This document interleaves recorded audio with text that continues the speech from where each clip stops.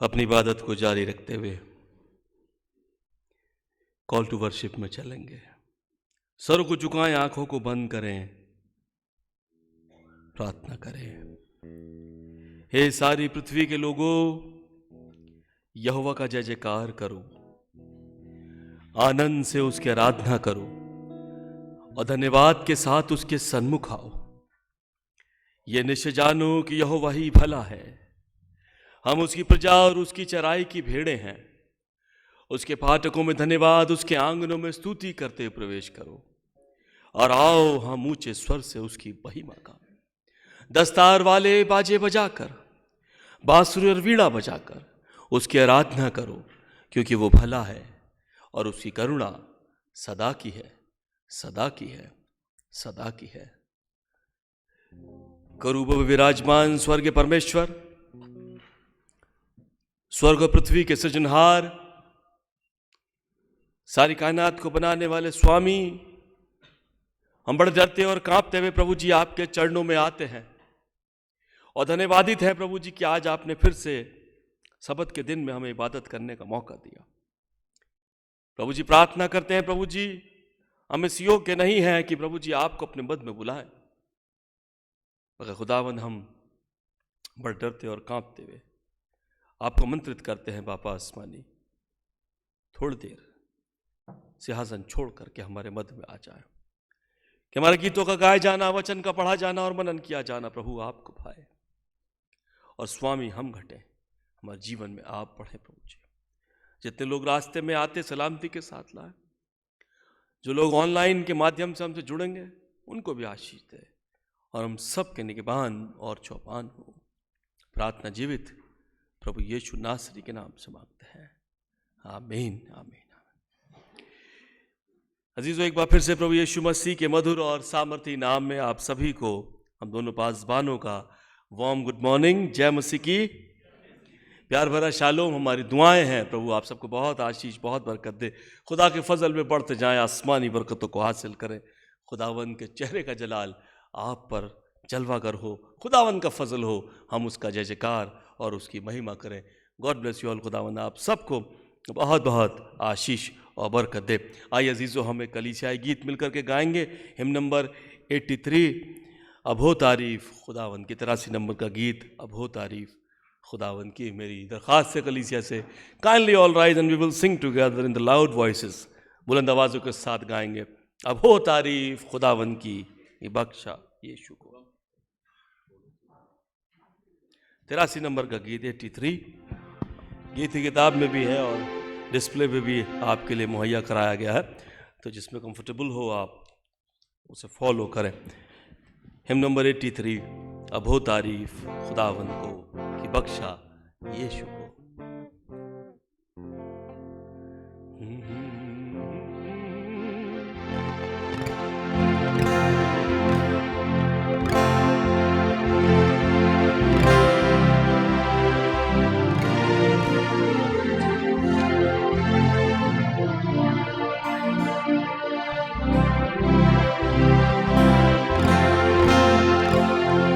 अब हो तारीफ खुदावन को कि बख्शा यीशु को, कि उसके नाम से आदमजात नजात के बारिश हो। मुबारक नाम, हो मुबारक नाम, हो मुबारक नाम यीशु का, हो मुबारक नाम, हो मुबारक नाम, हो मुबारक नाम यीशु का। वो नाम है सब पर आलीशान, नजात का है बलसान, है बाप की गोद में सरफराज, सात कुल फरिश्ते गान। हो मुबारक नाम, हो मुबारक नाम, हो मुबारक नाम यीशु का, हो मुबारक नाम, हो मुबारक नाम, हो मुबारक नाम यीशु का। शफीओ मुंजी दोस्त अजीज जो बता था बसा, नजात का चश्मा तुझसे है और रास्ते बगमा। हो मुबारक नाम, हो मुबारक नाम, हो मुबारक नाम यीशु का, हो मुबारक नाम, हो मुबारक नाम, हो मुबारक नाम यीशु का।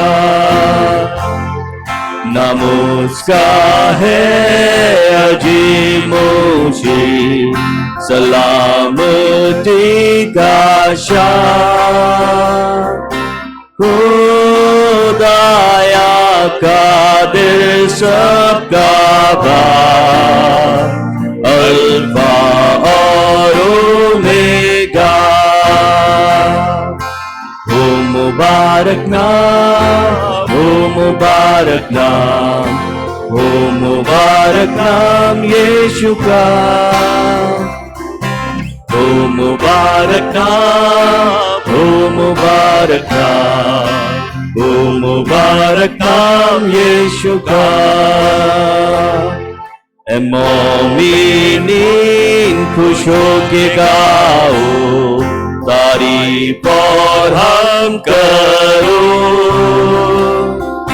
अपने जलाली बादशाह को आसमानी राग सुनाओ।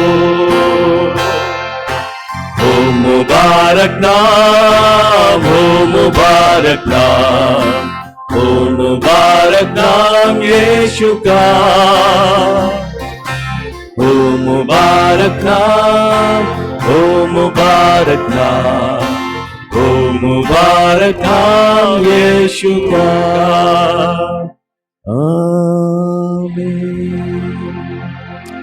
जमात ऐसे ही खड़ी रहेगी। हो मुबारक नाम, हो मुबारक नाम। इस संसार में हमें आला नाम दिया गया है और वो है प्रभु यीशु मसीह। हो तारीफ खुदावंद की बख्शा यीशु को। सच में खुदा ने अपने इकलौते बेटे को बख्श दिया कि जो कोई इस पर ईमान लाए वो हलाक ना हो बल्कि हमेशा की जिंदगी हासिल करे। आइए अजीजों, ठहराए गए रसूलों के अकीदे को, अपोस्टल क्रीड को हम मिल करके दोहराएंगे।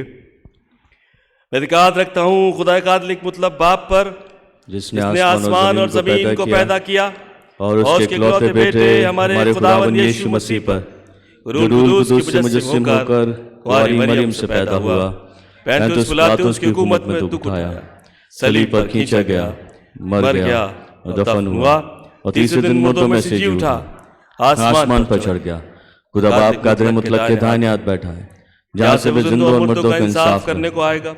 मैं इत्मीनान रखता हूँ रूह कुदूस पर, पाक कलीसियाम पर, मुकद्दसों की रिफाकत, गुनाहों की माफी, जिस्म के जी उठने और हमेशा की जिंदगी पर। आमीन आमीन। Please be seated.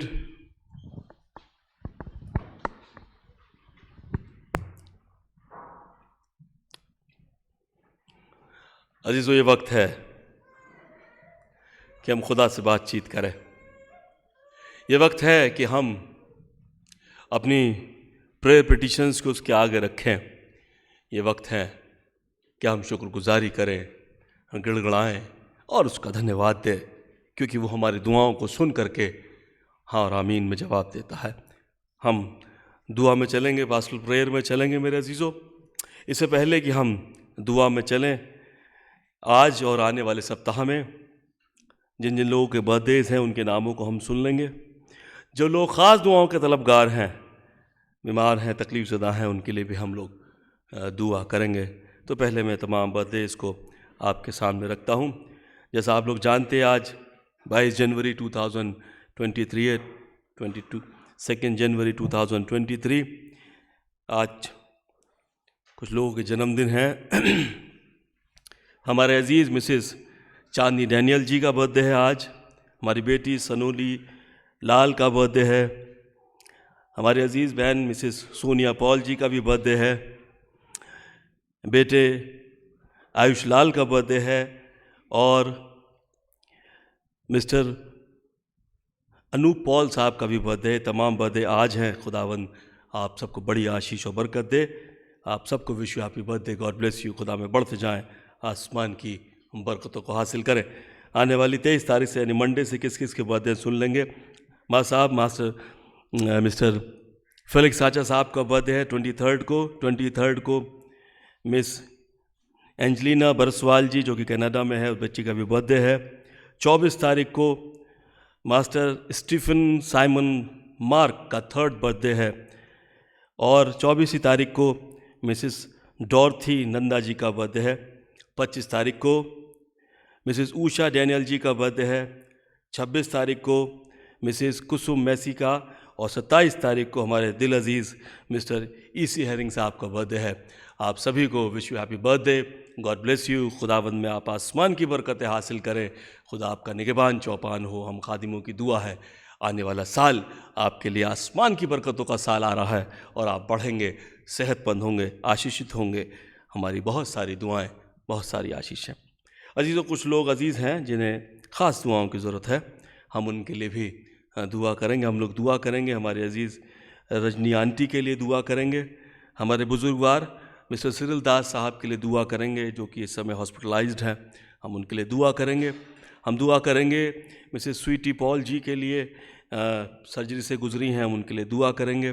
हम दुआ करेंगे एडवर्ड आंटी के लिए। हम दुआ करेंगे हमारी बुजुर्गवार मिसेस सुंदरी पुष्कर सिंह जी के लिए। हम दुआ करेंगे मिस्टर NC शार्प साहब के लिए, पिछले दिनों से बीमार हैं।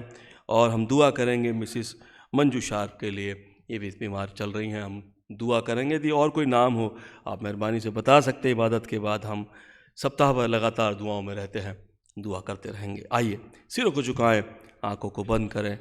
थोड़ी देर 2 मिनट की शांति में हम पर्सनल प्रेयर करेंगे, फिर पास्टल प्रेयर में चलेंगे।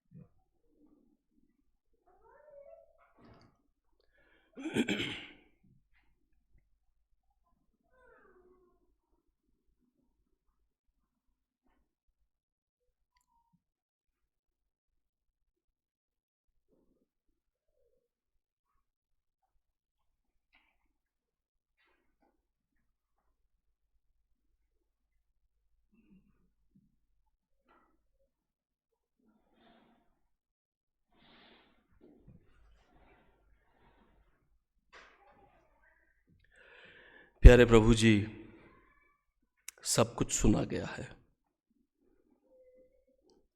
जो कि आपके बच्चों ने कहा है। हम थैंकफुल हैं प्रभु, धन्यवादित हैं कि आप हमें संभालते हैं। And this is your grace O master, till we are surviving lord. Thank you so much God, we surrender ourselves, Master. Because Lord, we know you are Alpha, you are Omega. You are a Genesis. You are end of this world. You are a creator. Omnipotence, omnipresent Lord. कहीं पर भी एक वक्त में आ सकते हैं। Thank you Jesus.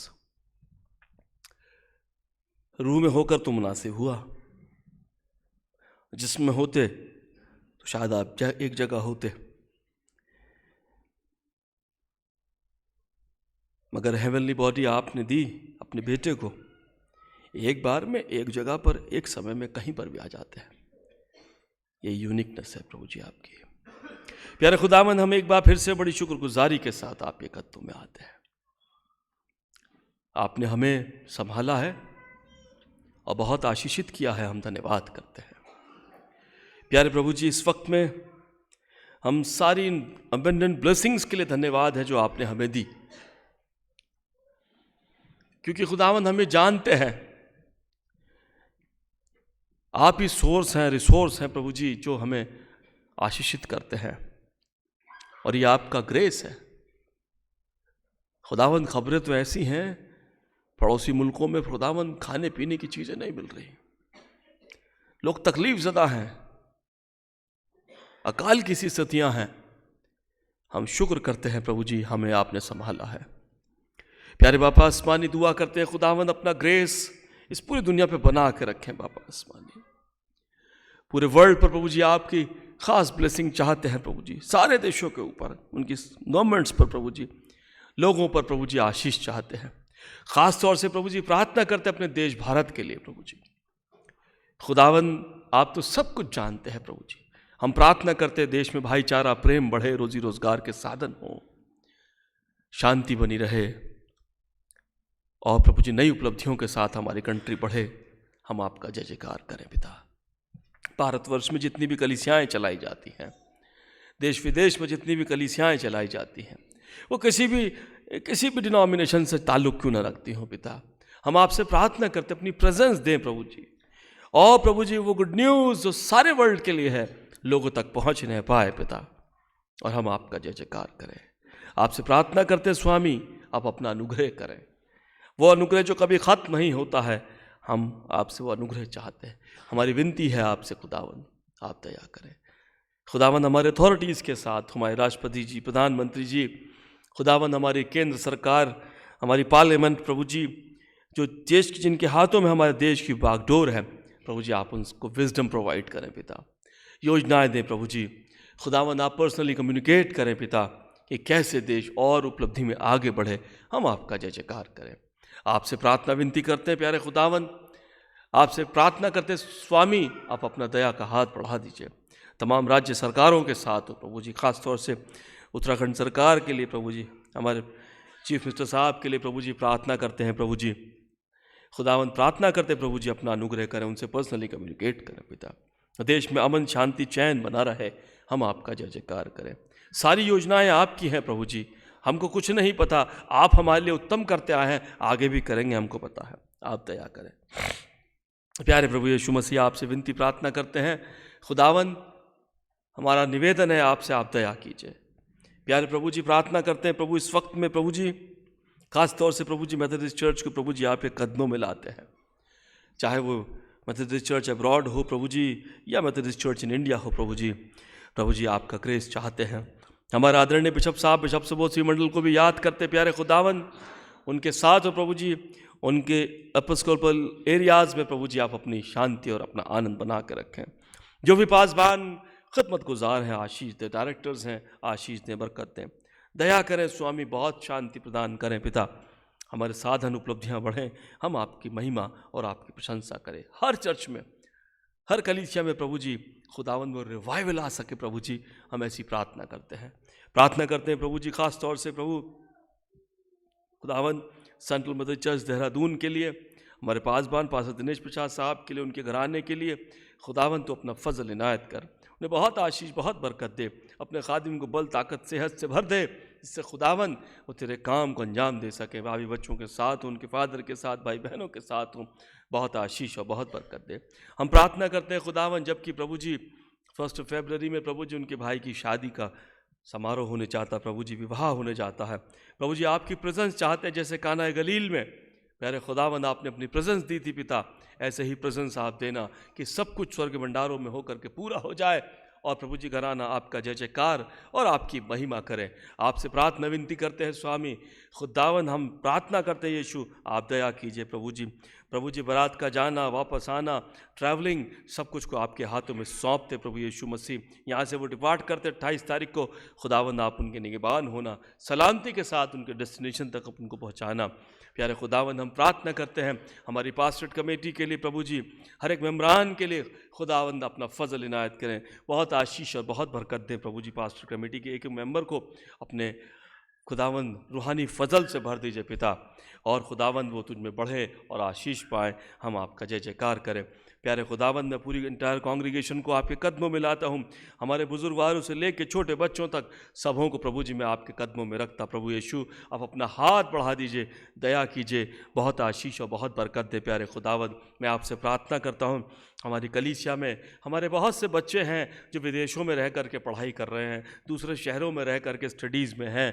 बहुत से बच्चे हैं विवाहित होकर के जोड़े बाहर रह रहे हैं। पिता खुदावंद, मैं आपसे प्रार्थना करता, हमारी अप्रोच कमज़ोर हो सकती है, मगर यीशु आपकी अप्रोच बहुत पावरफुल है। और आप प्रभु जी यहीं से खुदावंद अपने स्वर्गदूतों को आदेश करेंगे तो पिता खुदावंद वहाँ उन्हें मदद मिलेगी। ओ खुदावंद, हमारे उन तमाम बच्चों को जो बाहर रहते हैं, स्वर्गदूतों को घेरे में घेर लेना बापा आसमानी, और यीशु अपना फजल इनायत करना, जिससे हम आपका जय जयकार और आपकी महिमा करते रहे। प्यारे खुदावंद, हमारे कलीसिया में प्रभु जी बहुत से बच्चे विवाह योग्य हो गए हैं। पिताजी प्रभु, आप अच्छे मैचेस दे प्रभु यीशु मसीह। खुदावंद, आशीषित करें पिता, जिससे प्रभु जी इनके घर बस सके पिता, नए परिवार स्टैब्लिश हों। प्रभु हम आपका जय जयकार करें। प्यारे खुदावंद, कलीसिया में जो लोग बेरोज़गारी से जूझ रहे हैं, यीशु के नाम से खुदावंद उन्हें रोज़गार मिल सके पिता।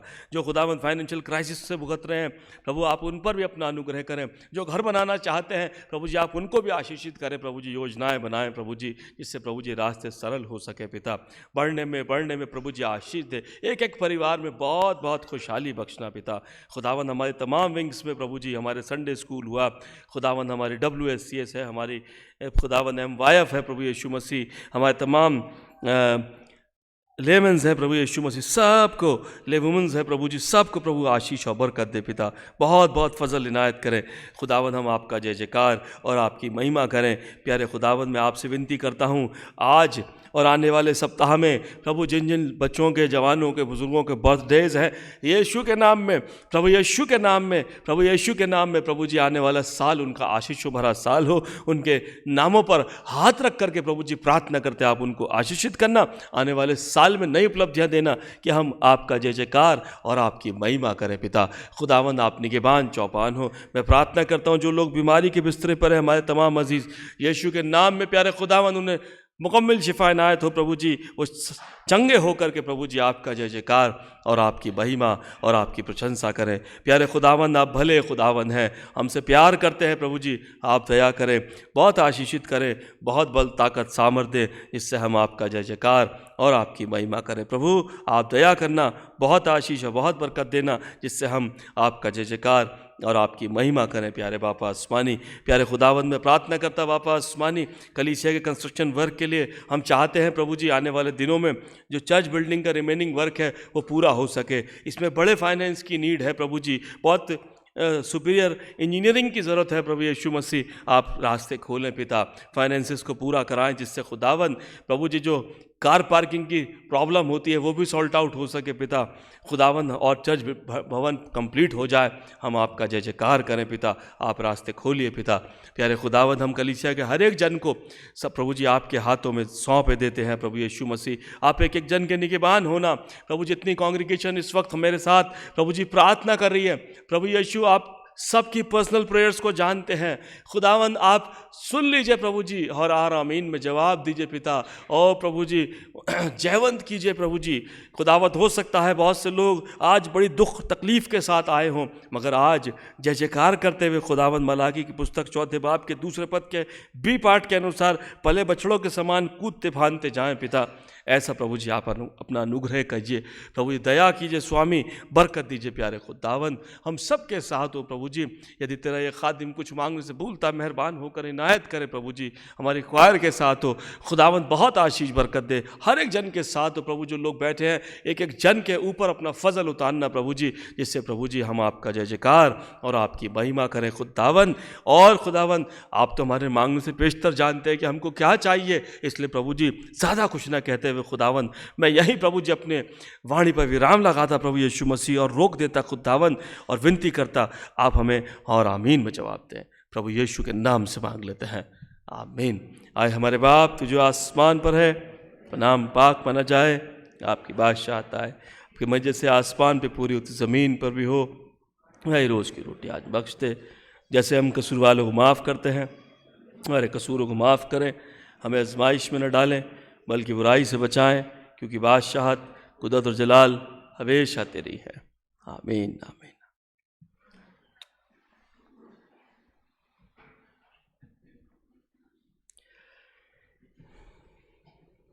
अजीज़ों, ये वक्त है कि हम रिस्पॉन्सिव रीडिंग में चलेंगे और रिस्पॉन्सिव रीडिंग नंबर 29 निकालें गीति किताब से,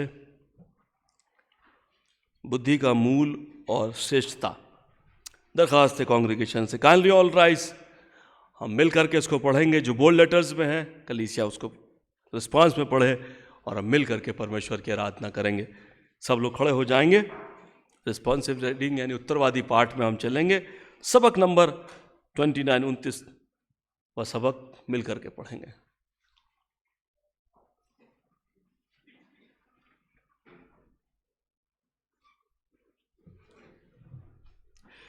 अजीज़ो, खुदावंद का मुक़द्दस कलाम यूँ फरमाता है,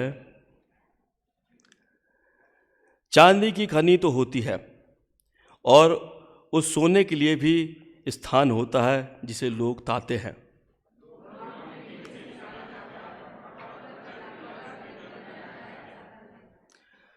मनुष्य अंधियारे को दूर दूर लो खोद कर अंधियारे और घोर अंधकार में के पत्थर ढूंढते हैं।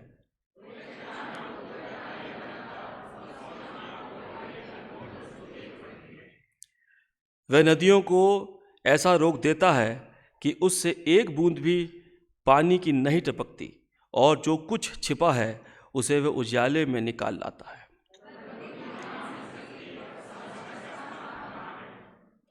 उसका मोल मनुष्यों को नहीं, जीवन लोक में वह कहीं नहीं मिलती।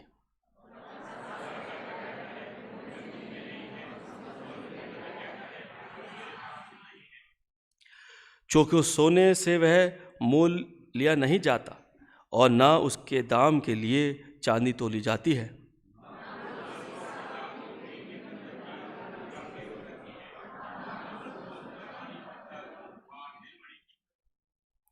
न सोना न कांच उसके बराबर ठहर सकता है, कुंदन के गहने के बदले भी वह नहीं मिलती।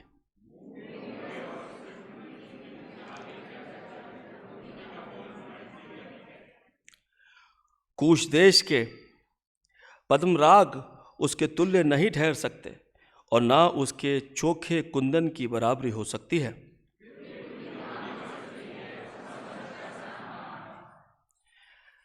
वह सब प्राणियों की आँखों से छिपी है और आकाश के पक्षियों के देखाव में नहीं है।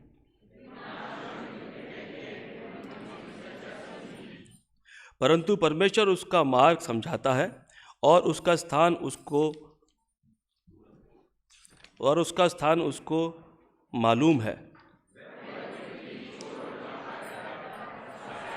है ना? जब उसने वायु का तौल ठहराया और जल को नपुए में नापा,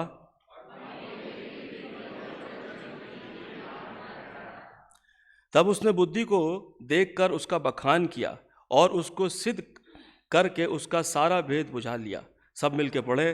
तब उसने मनुष्य से कहा, सुन, प्रभु का भय मानना यही बुद्धि है और बुद्धि से दूर रहना यही समझ।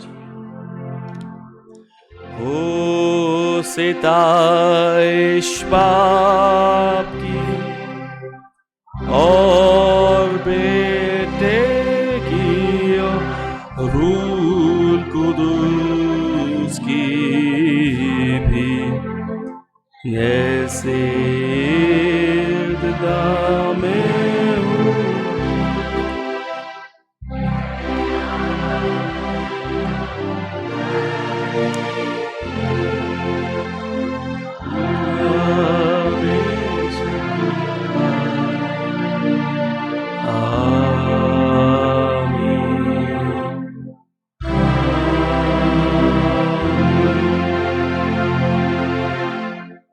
Please be seated.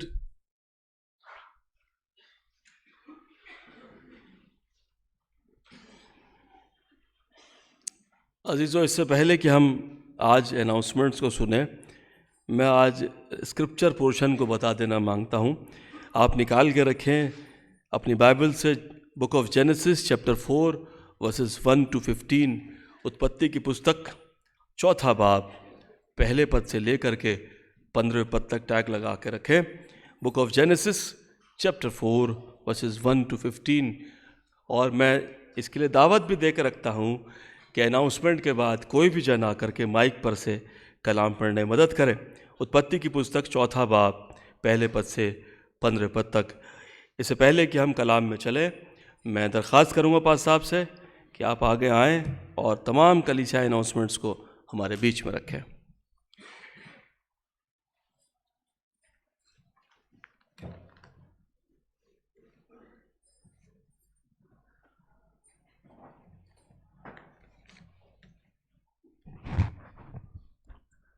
सबसे पहले तो आप सबको परमेश्वर के नाम में ढेर सारी आशीषें, शुभकामनाएं।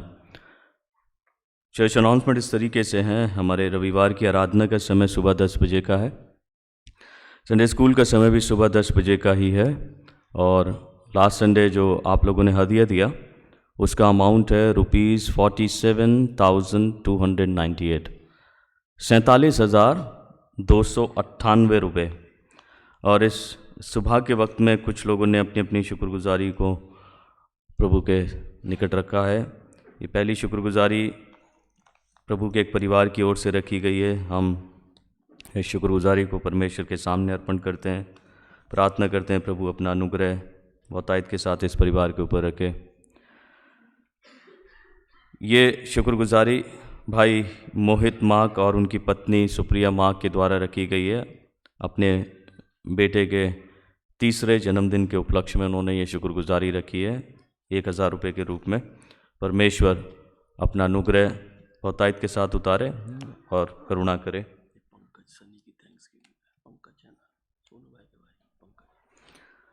एक और शुक्रगुजारी हमारे पास आई है, ये भाई पंकज सनी की शुक्रगुजारी है।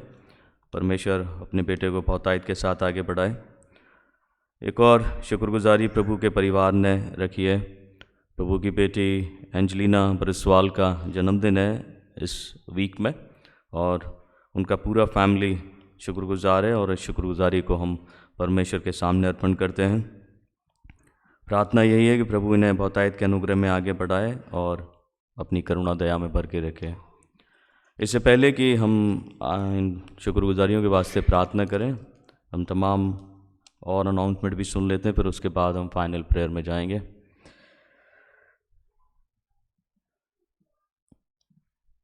शादी का इश्तिहार है। मिस्टर आशीष केन जो मिस्टर लाखन सिंह जी के बेटे हैं और CNI राम कटोरा चर्च वाराणसी के सदस्य हैं। इनका विवाह मिस शेफालिका तिमोथी जो मिस्टर तिमोथी फेल्बस की बेटी हैं 7 फरवरी 2023 शाम 4 बजे इनका विवाह इसी चर्च में होना करार पाया गया है। और ये विवाह के संबंध में दूसरी पुकार है और कोई भी साहिबान ये समझता है कि ये कानूनी तौर पर इस पवित्र रिश्ते में बनने के लायक नहीं है, समय से पहले हम खुदा के खादिम को इत्तला करें, नहीं तो हमेशा के लिए खामोश रहें। कुछ लोग, मैं एक बार फिर से अनाउंस कर देता हूँ, कुछ लोग अपनी शुक्रगुजारियों को ऑनलाइन भी ट्रांसफ़र करते हैं। हम उनके लिए भी प्रार्थना करेंगे क्योंकि इस वीक भी कुछ लोगों ने अपनी शुक्रगुजारियों को ऑनलाइन ट्रांसफ़र किया है और उसके नोटिफिकेशन मेरे पास आते हैं। मैं आपको धन्यवाद देता हूं और आपको आशीष भी देता हूं कि परमेश्वर आपका ख्याल रखे और ऐसे ही प्रभु में आप बढ़ते जाएं। नेक्स्ट संडे हमारे बीच में गिडियंस के कुछ लोग होंगे गिडियन मिनिस्ट्री को शेयर करने के लिए। और जहाँ तक गिडियन मिनिस्ट्री का सवाल है, मुझे आज भी याद है जब हम लास्ट टाइम कन्फर्मेशन के बच्चों के लिए बाइबल्स के लिए चिंतित थे कि बाइबल्स कैसे दी जाए उनको, तो हमारे evangelism committee chairperson Mrs Amita Bahadur के ज़रिए गिडियन मिनिस्ट्री के द्वारा ये बाइबल्स को एक दिन में मंगाया गया, विदिन 24 आवर्स। उन्होंने कैसे अरेंज किया, कैसे बाई पोस्ट उन्होंने भेजा, ये काबिल तारीफ़ है उनका काम। और ये बाइबल्स जो है फ्री डिस्ट्रीब्यूट की जाती हैं। इसलिए चर्च पासवान होने के नाते हम गिडियन मिनिस्ट्री को प्रमोट करते हैं कि प्रभु का वचन सब तक पहुँचे। और इसलिए जब ये टीम हमारे बीच में होगी तो मैं आप लोगों से रिक्वेस्ट करूंगा, अपने जनरस डोनेशन आप उन्हें डोनेट कर सकते हैं और we can have second offering next Sunday ताकि हम इस मिनिस्ट्री को सपोर्ट कर सकें। जैसे कि मैंने आपको सूचित किया है, मैं अपने स्टेशन पे नहीं होऊंगा 28 तारीख से लगभग फर्स्ट संडे तक जो है मैं स्टेशन पे नहीं होऊंगा। इस बीच में यदि कोई इमरजेंसी आती है तो आप मेहरबानी से रेवरेंड अमित को कांटेक्ट करें और अपनी प्रार्थनाएं, अपनी रिक्वेस्ट, प्रेयर मीटिंग रिक्वेस्ट आप रेवरेंड अमित को दे सकते हैं। मेरे लिए, मेरे फैमिली के लिए प्रार्थना करें। जैसे कि आप जानते हैं मेरे छोटे भाई की शादी है और मैं चाहता हूं कि आप हम परिवार वालों को अपनी दुआओं में उठाए रखें। मेरे जितने भी प्रेयर पार्टनर्स हैं उनसे भी मैं रिक्वेस्ट करूंगा कि आप मेहरबानी से प्रार्थना करें हमारे परिवार के लिए, ताकि परमेश्वर सारे कामों को पूरा करें। आइए हम सब मिलकर प्रार्थना करेंगे। आंखें बंद करें, प्रार्थना करें। और एक स्पेशल रिक्वेस्ट मैं आपको देता हूँ। बहन एंजेलिना मोजेस की तबीयत नासाज है, उनका गुजरे वक्त में एक्सीडेंट हुआ है। मेहरबानी से उनके लिए प्रार्थना करें, प्रभु जल्द से जल्द चंगाई बख्शे। Let us pray.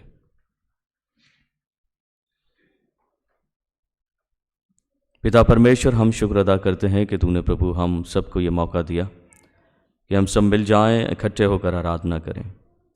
इस सुबह के वक्त पिता तेरे लोग शुक्रगुजार हुए, उन्होंने अपनी शुक्रगुजारियों को तेरे सामने रखा है, ऑनलाइन भी ट्रांसफ़र किया है, तेरे सामने रखा है। पिता परमेश्वर, उनको प्रभु प्रार्थना है इस सबको आशीष दें, हर एक के खत्ते भरे पूरे रहें, जिंदगियां तेरी बरकतों से मामूर रहें। प्रार्थना है पिता बहन एंजेलिना मोजेस के लिए, अपने हीलिंग हैंड्स उनके ऊपर रखें और चंगाई बख्शें। एक एक शरीर के हिस्से को प्रभु तंदुरुस्ती में लेकर आए। प्रार्थना करते हैं प्रभु शेफालिका के लिए, आशीष के लिए, जबकि इनका आने वाले वक्त में विवाह होगा। इन्हें तैयार करें पिता, और पिता परमेश्वर अपने फजल से मामूर कर दें, ताकि तेरा फजल ही इनके लिए काफ़ी हो और ये तुझ में बढ़ते चले जाएं, प्रभु यीशु मसीह के वसीले से, आमीन। अजीज़ों, इसके अलावा और कोई विशेष सूचना हमारे पास नहीं है। यदि होंगी तो हम खुदा के खाते में इत्तला करेंगे। और जैसा कि मैं देख रहा हूँ कि 29 दिसंबर को प्रभु की बेटी शिखा सैमुअल और उनके हस्बैंड साहिल मसीह का विवाह हुआ था, और आज वो विवाह के बाद पहली बार इस चर्च में आए हैं। तो हमारा ये फ़र्ज़ है कि हम उनको ब्लेस करें, कलीसिया मिलकर प्रार्थना करें, ताकि प्रभु में ये आगे बढ़ते जाएं और इनका विवाह जीवन सुख में और आशीषों में बीते। तो मैं रिक्वेस्ट करूंगा भाई साहिल और उनकी पत्नी बहन शिखा से आगे आ जाएं, हम प्रार्थना करेंगे मिलकर।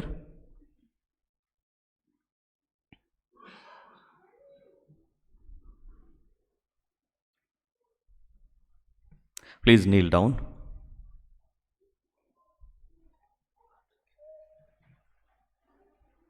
आइए मिलकर प्रार्थना करते हैं, प्रभु अपनी बरकतें उतारे और अपना अनुग्रह करें। पिता परमेश्वर,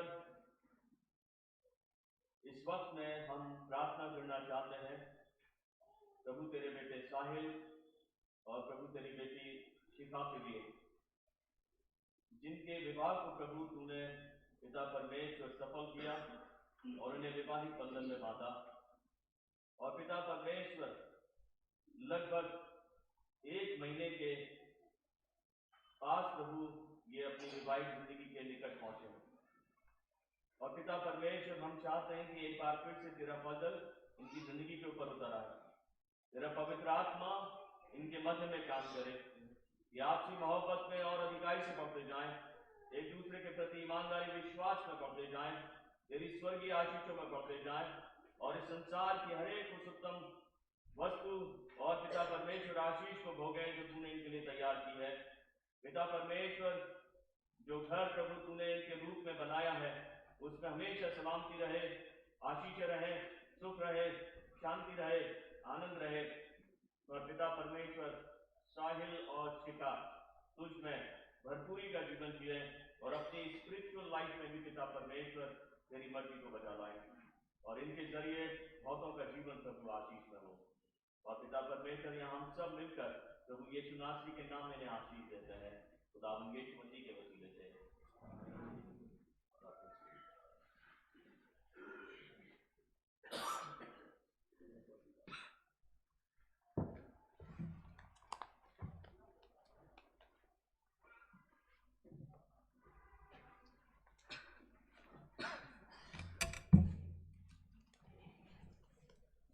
थैंक यू पास्टर। तमाम अनाउंसमेंट्स के लिए मैं उम्मीद करता हूँ कलीसिया ने ध्यानपूर्वक सारे अनाउंसमेंट्स को सुन लिया है। आइए हम इबादत में आगे बढ़ते हैं जैसा अभी अनाउंस किया गया था। आइए जो आज का स्क्रिप्चर पोर्शन है, मेडिटेशन पार्ट है, वो book of genesis chapter 4 versus 1 to 15 आपको मिलेगा। कलीसिया पे जगहों पे खड़ी हो जाएगी। कोई भी एक जन आकर के माइक पर से इसे पढ़ने में मदद करे। खड़े होकर के आदरपूर्वक हम इस वचन को पढ़ेंगे, सुनेंगे कि खुदा कलाम मुकद्दस क्या कहता है। Kindly all rise. और उसके बाद डॉक्सोलॉजी गा करके हम प्रभु की महिमा करेंगे।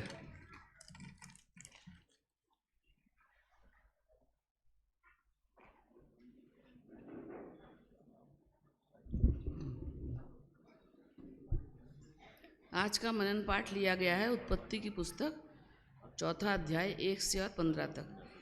इसका टाइटल है कैन और हाबिल। जब आदम अपनी पत्नी हव्वा के पास गया तब उसने गर्भवती होकर कैन को जन्म दिया और कहा, मैंने यहोवा की सहायता से एक पुरुष पाया है। फिर उसने उसके भाई हाबिल को भी जन्म दिया। हाबिल भेड़ बकरियों का चरवाहा बन गया, परंतु कैन भूमि पर खेती करने वाला किसान बना। कुछ दिनों के पश्चात कैन यहोवा के पास भूमि की उपज में से कुछ भेंट ले आया और हाबिल भी अपनी भेड़ बकरियों के कई एक पहलौठे बच्चे भेंट चढ़ाने ले आया और उनकी चर्बी भेंट चढ़ाई। तब यहोवा ने हाबिल और उसकी भेंट को तो ग्रहण किया, परंतु कैन और उसके भेंट को उसने ग्रहण ना किया। तब कैन अति क्रोधित हुआ और उसके मुंह पर उदासी छा गई। तब यहोवा ने कैन से कहा, तू क्यों क्रोधित हुआ और तेरे मुंह पर उदासी क्यों छा गई?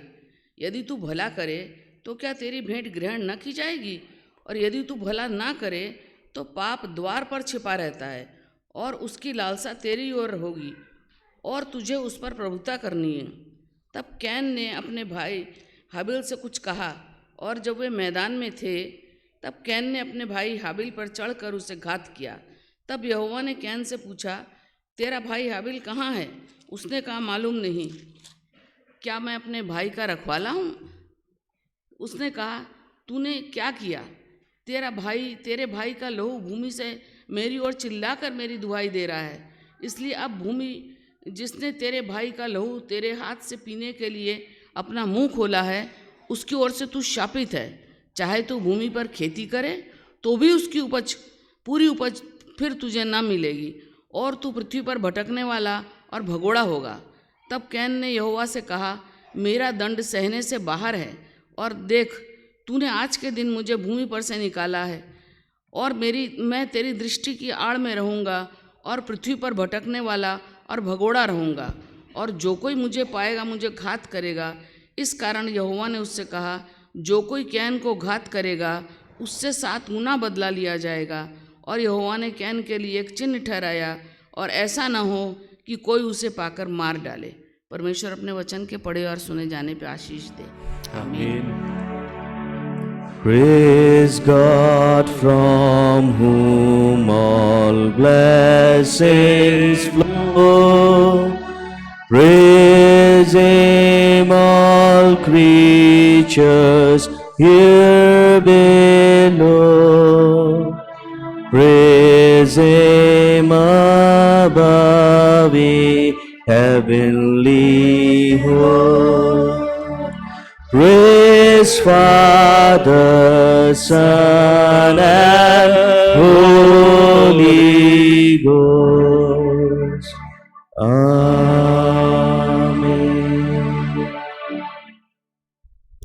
Please be seated. अजीज़ों, इससे पहले कि हम कलाम में चलें, आगे बढ़ें अपनी सर्विस में, ये समय है, एक ख़ास दरख्वास्त है, एक नज़म हम सुनेंगे। मैं बड़ी संजीदगी के साथ, बड़े इज़्ज़त के साथ भाई मिस्टर मनीष कुमार सिंह को आमंत्रित करता हूं कि आप आगे आएं और अपनी ख़ास नज़म पेश करें। मैं दरख्वास्त करता हूं आप सामने आ जाओ माइक पर, अपनी नज़म हमारे बीच में रखें। उसके बाद हमारी चर्च क्वायर तैयार रहे एक ख़ास गीत के लिए।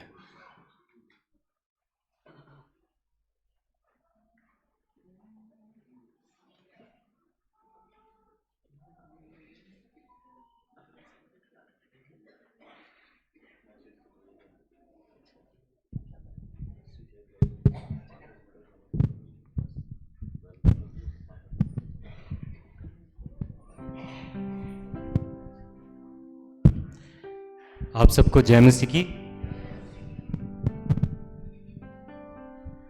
आजकल के परिवेश में जब हम सब लोग सोचते हैं या बात करते हैं, जैसा कि परमेश्वर ने हम सब लोगों को चुना है, जब से हमने परमेश्वर को जाना है, जब से हमने उसे अपना जीवन सौंपा है, तो यीशु हमारा उद्धार करता है।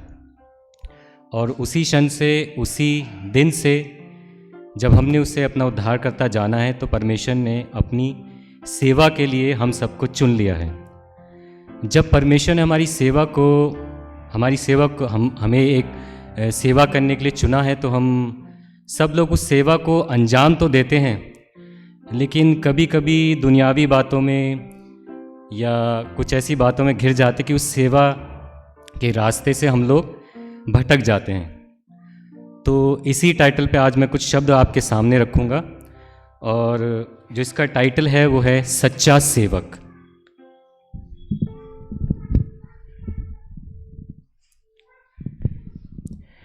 सबसे बड़ा है सेवक वो, उससे बड़ा न सेवक कोई। सबसे बड़ा है सेवक वो, उससे बड़ा न सेवक कोई। आया था धरती पे जो, कि बाप की मर्जी पूरी होए। आया था धरती पे जो, कि बाप की मर्जी पूरी होए। सेवा सेवा हम भी करते, सेवा सेवा हम भी करते, पर किसकी सेवा हम है करते। इस शब्द का तो ना हम मतलब समझ पाते, और अपनी ही सेवा बस हम करते जाते। इस शब्द का ना तो हम मतलब समझ पाते, और अपनी ही सेवा बस हम करते जाते। इस धरती को तो आदि से शैतान ने ऐसा घेरा है, अपनी सेवा लेता है, सबको ऐसा फेरा है।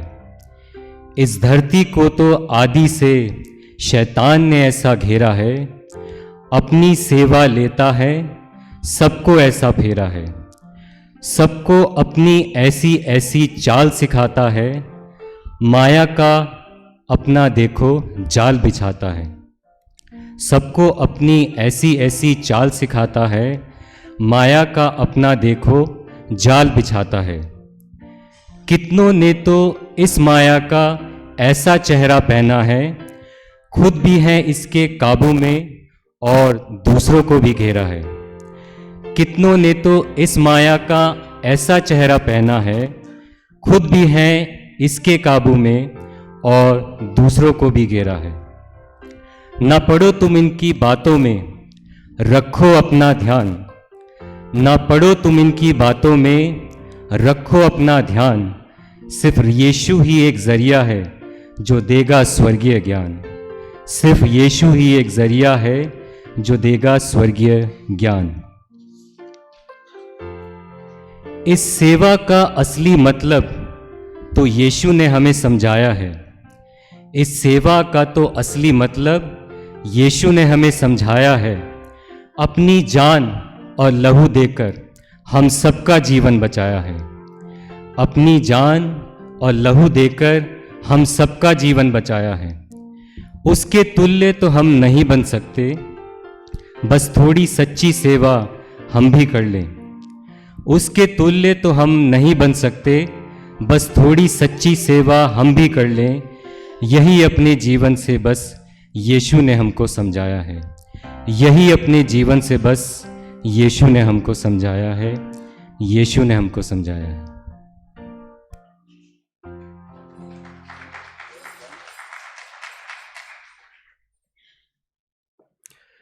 बहुत ही सुंदर शब्दों के लिए भाई का निहायत शुक्रगुजार होते हैं। खुदा बड़ी बरकत दे, बहुत आशीषित करे और खुदा में बढ़ते जाएं। सच में सच्ची सेवा जो प्रभु यीशु ने करके दिखाई, हम सिर्फ कोशिश कर सकते हैं उस जैसा बनने की, और खुदावंद इस सफ़र में हमारी मदद करे। खुदा आपको बहुत बहुत बरकत दे भैया। खुदा में बढ़ते जाएं मनीष भाई, बहुत आशीष और बरकत मिले। अजीज़ों, ये वक्त है एक ख़ास गीत सुनेंगे हमारी क्वायर के मार्फत। मेहरबानी से आगे आ जाइए।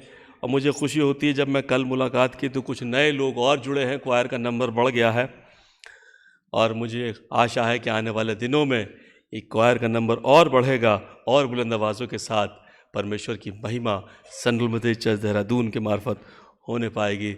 आप सभी का बहुत बहुत स्वागत है। प्लीज़ अपना ख़ास गीत प्रस्तुत करें।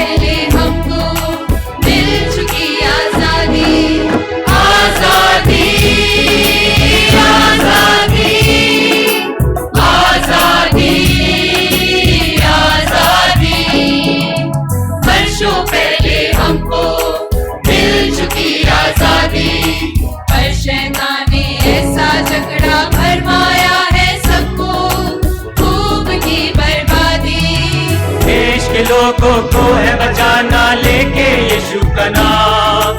प्रार्थना है करते रहना सुबह हो या शाम। देश के लोगों को है बचाना लेके यीशु का नाम।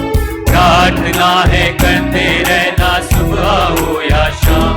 तेरा नाम यीशु नाम, तेरा नाम यीशु नाम, तेरा नाम तेरा नाम यीशु नाम, तेरा नाम यीशु नाम, तेरा नाम।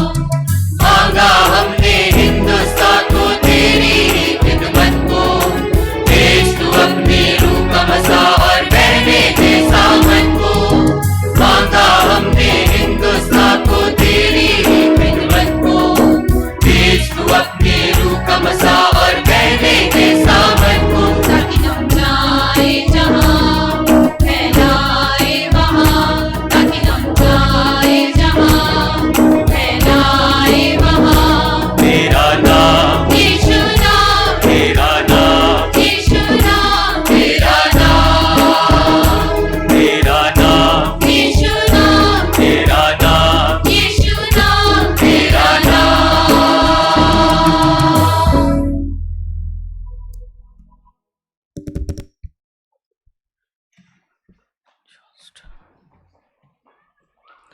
परमेश्वर इन जवानों को बहुत बहुत आशीष दे और अपनी महिमा में बहुत इस्तेमाल करे।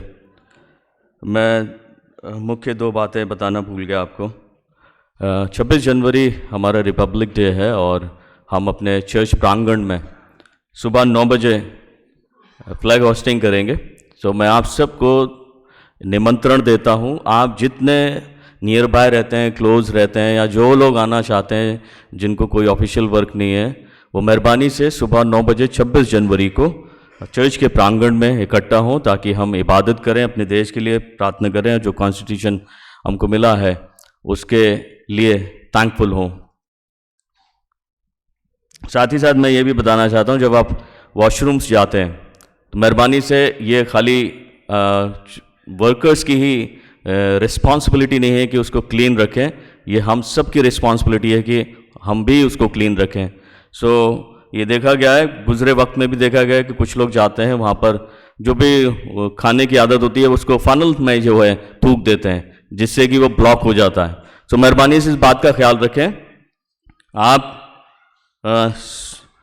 हमारे चर्च के टॉयलेट्स को स्वच्छ रखें ताकि कोई गंदगी ना हो और हाइजीन बनी रहे। मेरे प्रिय अजीज़ों, ये वक्त आ पहुंचा है कि हम लोग परमेश्वर के वचन को अपने मनों में उतारेंगे, लेकिन मैं आपको ये कहना चाहता हूँ कि मैं एक गीत गाना चाहता हूँ, और ये गीत इसलिए गाना चाहता हूँ क्योंकि मैं न्यू ईयर को गाना चाहता था लेकिन नहीं गा सका। ये गीत जब कंपोज किया मैंने, तो मैंने परमेश्वर के प्यार को महसूस किया, और जब परमेश्वर के प्यार को हम महसूस करते हैं तो उसके प्यार के अलावा और कुछ दिखाई नहीं देता। उसका प्यार सबसे अलग है। आप किसी भी प्यार को परमेश्वर के प्यार से कंपेयर करके देखना। हस्बैंड वाइफ अपने एक दूसरे का प्यार कंपेयर करें, भाई बहन अपने एक दूसरे का प्यार कंपेयर करें, माता पिता अपने बच्चों के साथ जो उनका प्यार है कंपेयर करें, लेकिन परमेश्वर का प्यार जो है सबसे भारी है। हालेलुया। परमेश्वर का प्यार सबसे भारी है, सबसे अलग है। और इसीलिए कैरेक्टर को स्टडी करने से पहले हम उसके रहमत को, उसके प्यार को इस गीत के जरिए महसूस करेंगे, और फिर उसके बाद जो है मैं आपको कैरेक्टर स्टडी में लेके चलूँगा जो लास्ट संडे मैंने अनाउंस किया था। हम सीखेंगे केन की ज़िंदगी से कि केन क्यों हत्यारा बना, क्यों परमेश्वर ने उसकी शुक्रगुजारी को नहीं कबूला, क्या चीज़ उसने मिस कर दी, और अपनी लाइफ को रिलेट करेंगे ताकि परमेश्वर हमें सिखाए और हम अपने आप को करेक्ट कर सकें। लेकिन मैं आपको ये बताना चाहता हूँ एक और बात, कि जब हम कल म्यूज़िक कंपोज कर रहे थे इस गीत का, I fell in love, literally fell in love with this song, और मैं उम्मीद करता हूँ जब आप ये सुनेंगे तो आपको भी इस गीत से प्यार हो जाएगा। मेरी ये उम्मीद है, क्योंकि कल से लेकर लगभग 25 बार मैं इस गीत को सुन चुका हूँ, और मैं चाहता हूँ कि जब आप सुने तो परमेश्वर का आत्मा आपके लिए काम करें और आप परमेश्वर के प्यार को महसूस करें। आइए।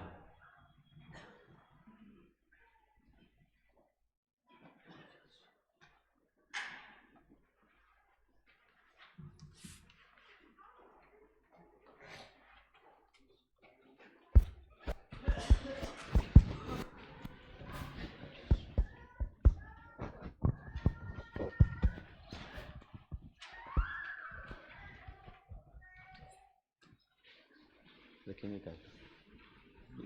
छोड़ देगा सर।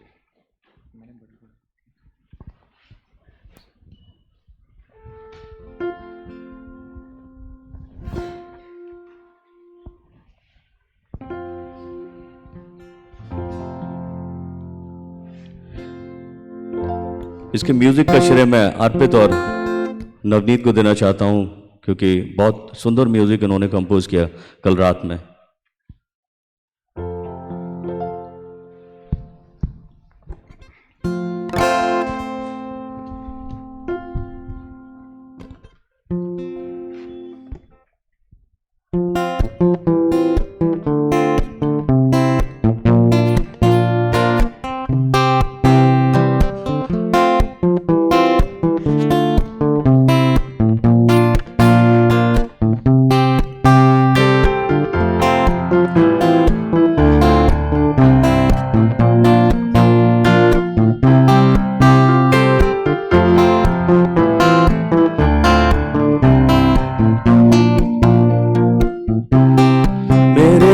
जा तूने दी कि मिले मुझे जिंदगी, मेरे लिए जा तूने दी कि मिले मुझे जिंदगी।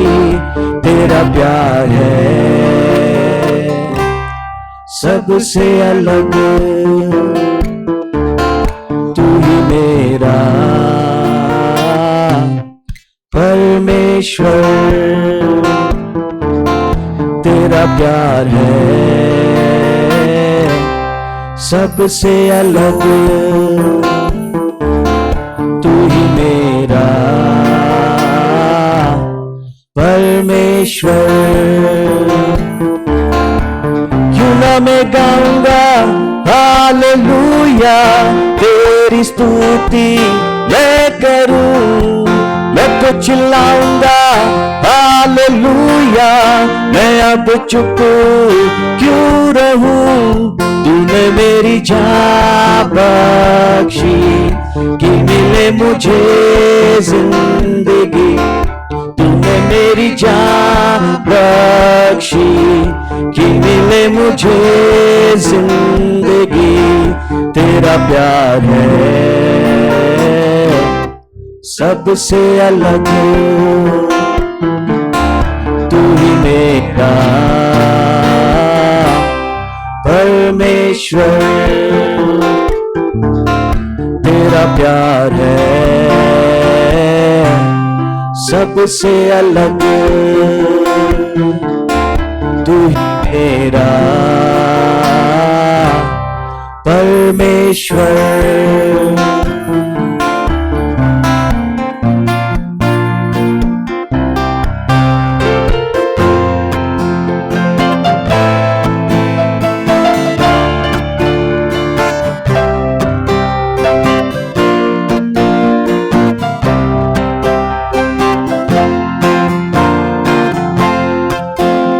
नसीब गरीब हूँ, तेरी बाहों में मैं जीऊं। मुझको तो है पता तू ही मेरा पिता, तेरे संग संग मैं चलूं। मैं खुश नसीब हूँ, तेरे करीब हूँ, तेरी बाहों में मैं जीऊं। मुझको तो है पता तू ही मेरा पिता, तेरे संग संग मैं चलूं। हे पिता मैं प्रार्थना करता रहूं तुझ में सदा। हे पिता मैं प्रार्थना करता रहूं तुझ में सदा।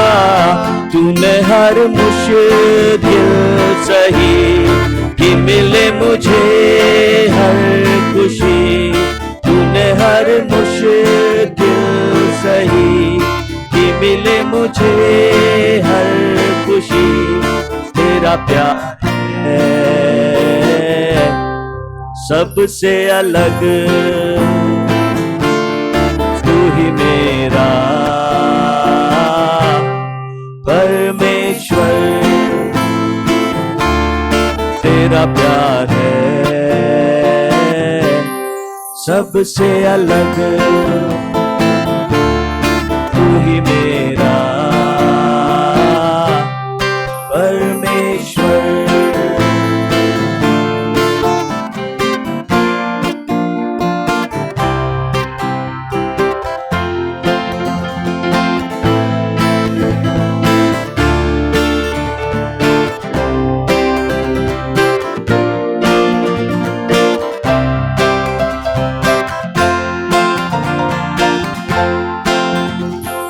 लोगों पे भरोसा किया, सबने ही धोखा दिया, पाया न कुछ भी यहाँ।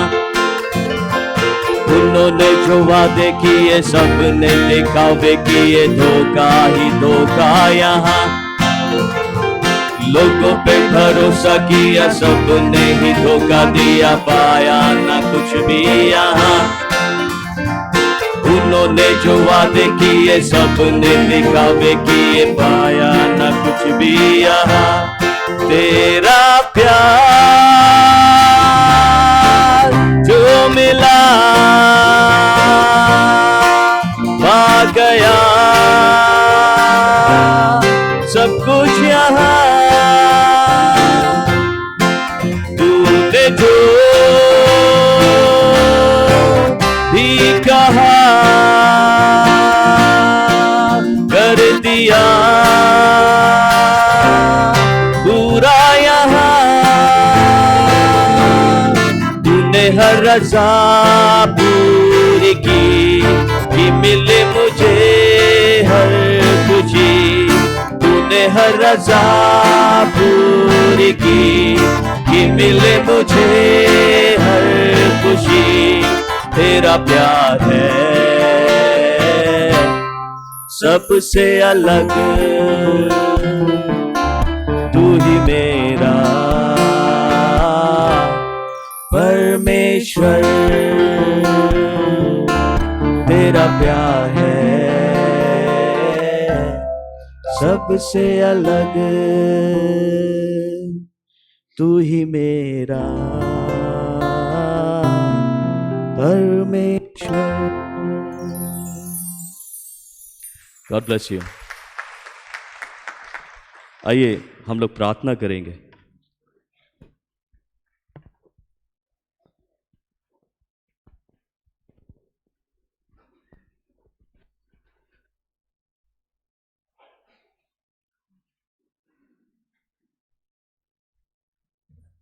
प्रभु जी धन्यवाद देते हैं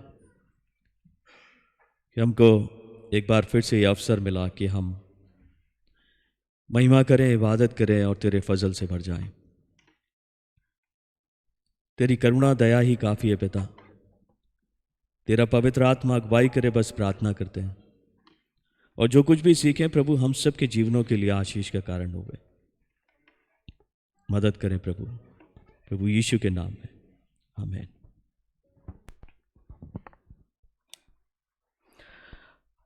आइए मेरे प्रिय अजीजों, हम लोग अपने वचन की ओर आगे बढ़ते हैं और आप जेनेसिस 4 निकाल के रखें।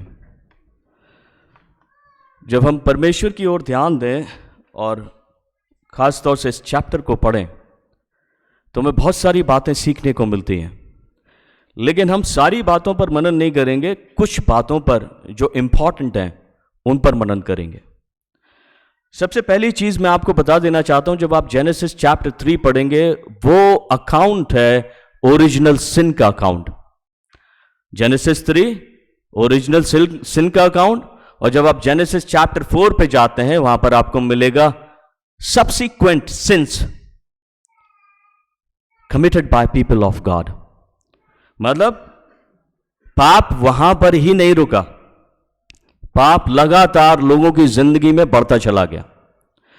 मेरे प्रिय अजीजों, और इस पाप का इंपैक्ट जो है सिर्फ आदम तक ही सीमित नहीं रहा, आज की डेट में भी, कल की डेट में भी, और आने वाले युग जो होंगे उन तमाम डेट्स में भी ये पाप सीमित नहीं है, वो बढ़ता जा रहा है।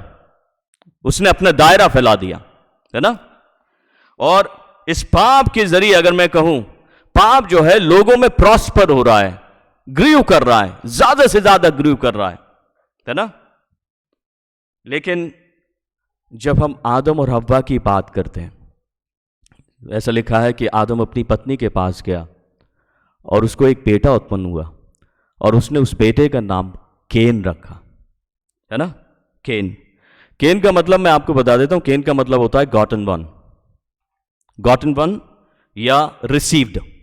क्योंकि उसने जो कहा, अगर आप हवा के सेंटेंसेस देखें, हवा ने बोला मैंने जो है परमेश्वर की सहायता से, यहोवा की सहायता से ये संतान पाई है ना, ये बेटा पाया है, ये पुरुष पाया है।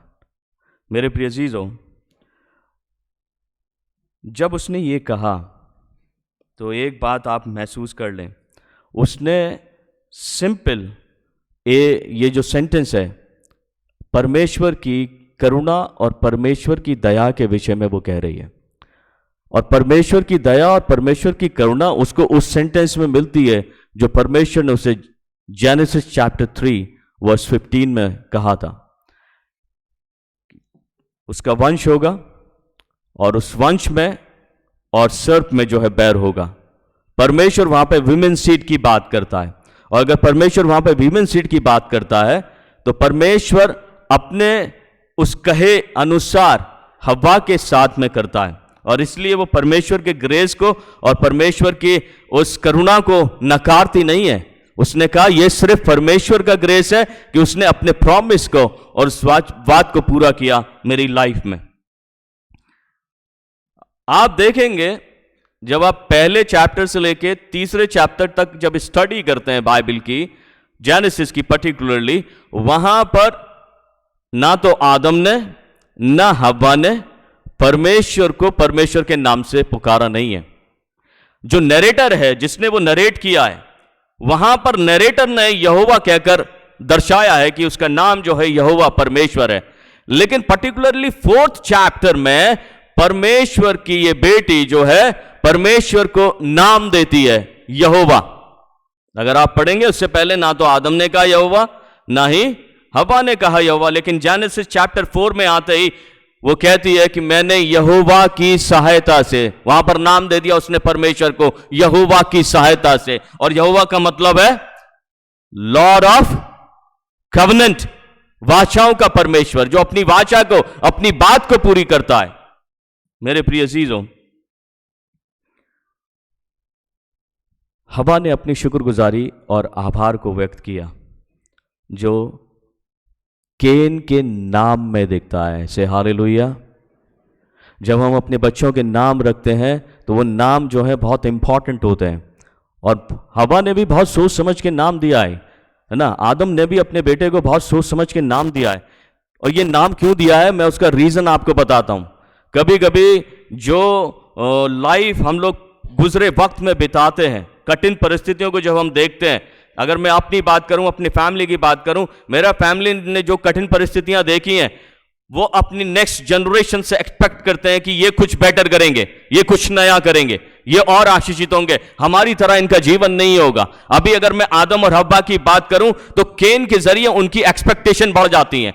केन के जरिए एक्सपेक्टेशन क्या है कि जो लॉस्ट पैराडाइज है वो शायद उसको रिकंस्ट्रक्ट कर सके, जिसकी वजह से वो निकाले गए उस पैराडाइज से, परमेश्वर की संगति से बाहर निकाले गए, शायद केन के जरिए वो रिकंस्ट्रक्ट हो सके, वो पैराडाइज कंस्ट्रक्ट हो सके। लेकिन मेरे प्रिय जीलो, लेकिन केन की लाइफ को जब हम स्टडी करते हैं तो ऐसा हो नहीं पाया। Am I correct? Yes? कभी कभी हम जब अपने बच्चों से ज्यादा एक्सपेक्टेशन करते हैं कि मेरा बेटा, मेरी बेटी यहां इस पड़ाव पर पहुंचेगी और हमारे लिए ऐसा करेगी, हमारे लिए खासतौर से हमारी जो एक्सपेक्टेशन होती है, हमारे लिए ऐसा करेगा मेरा बेटा, मेरे लिए ऐसा करेगा। लेकिन जब हमारे बच्चे उस मापदंड पर नहीं उतरते तब कैसा लगता है? अच्छा या खराब? खराब। तो जो एक्सपेक्टेशन थी आदम और हव्वा की, मैं आपको बिल्कुल फैक्ट बता रहा हूं, केन का हाबिल का शुक्रगुजारी करना यह दर्शाता है कि आदम और हव्वा ने केन और हाबिल को जो है परमेश्वर के फेथ में नर्चर्ड किया है। बोले हालेलुया। शुक्रगुजारी करना कहां से सीखा? अपने फैमिली से। बच्चा कहां से सीखता है शुक्रगुजारी करना? अपने फैमिली से। दुआ करना कहां से सीखता है? अपने फैमिली से। गाना गाना कहां से सीखता है? अपने फैमिली से। फेलोशिप करना कहां से सीखता है? अपने फैमिली से। और आदम और हव्वा ने केन और हाबिल को बहुत ब्यूटीफुली नर्चर्ड किया है इन गॉड्स फेथ। लेकिन केन अगर रेज्ड हुआ है फेथ में, why did he become murderer? Question mark. अभी अगर हम अपनी लाइफ को देखें, we are raised in faith of God। परमेश्वर के विश्वास में हम लोग रेस किए गए, अपने फैमिली के द्वारा रेस किए गए, क्योंकि हम अगर मसीह परिवार में पैदा हुए हैं तो हम उस विश्वास में आगे बढ़ाए गए हैं। लेकिन अगर हम उस विश्वास में आगे बढ़ाए गए हैं, तो अगर हम अपने जीवन के लाइफ को देखें, तो अगर मैं अपने लाइफ की बात करूं तो मैं ना जाने क्या क्या बन गया हूंगा, उस पाप की वजह से क्या क्या बन गया हूंगा। अगर मैं विश्वास में बढ़ा हूं तो कहां गया है मेरा आइडेंटिटी? कहां गया? उस विश्वास से जो मेरी आइडेंटिटी है, वो आइडेंटिटी कहां लॉस्ट हो गई, है ना? मैंने आपको 3 बातें बोली थी लास्ट संडे। वो स्टडी करेंगे कि केन जो है मर्डरर क्यों बना, केन जो है उसकी ऑफरिंग परमेश्वर ने क्यों रिजेक्ट की, केन ने क्या मिस कर दिया, है ना? ये 3 चीजें हमने कही थी।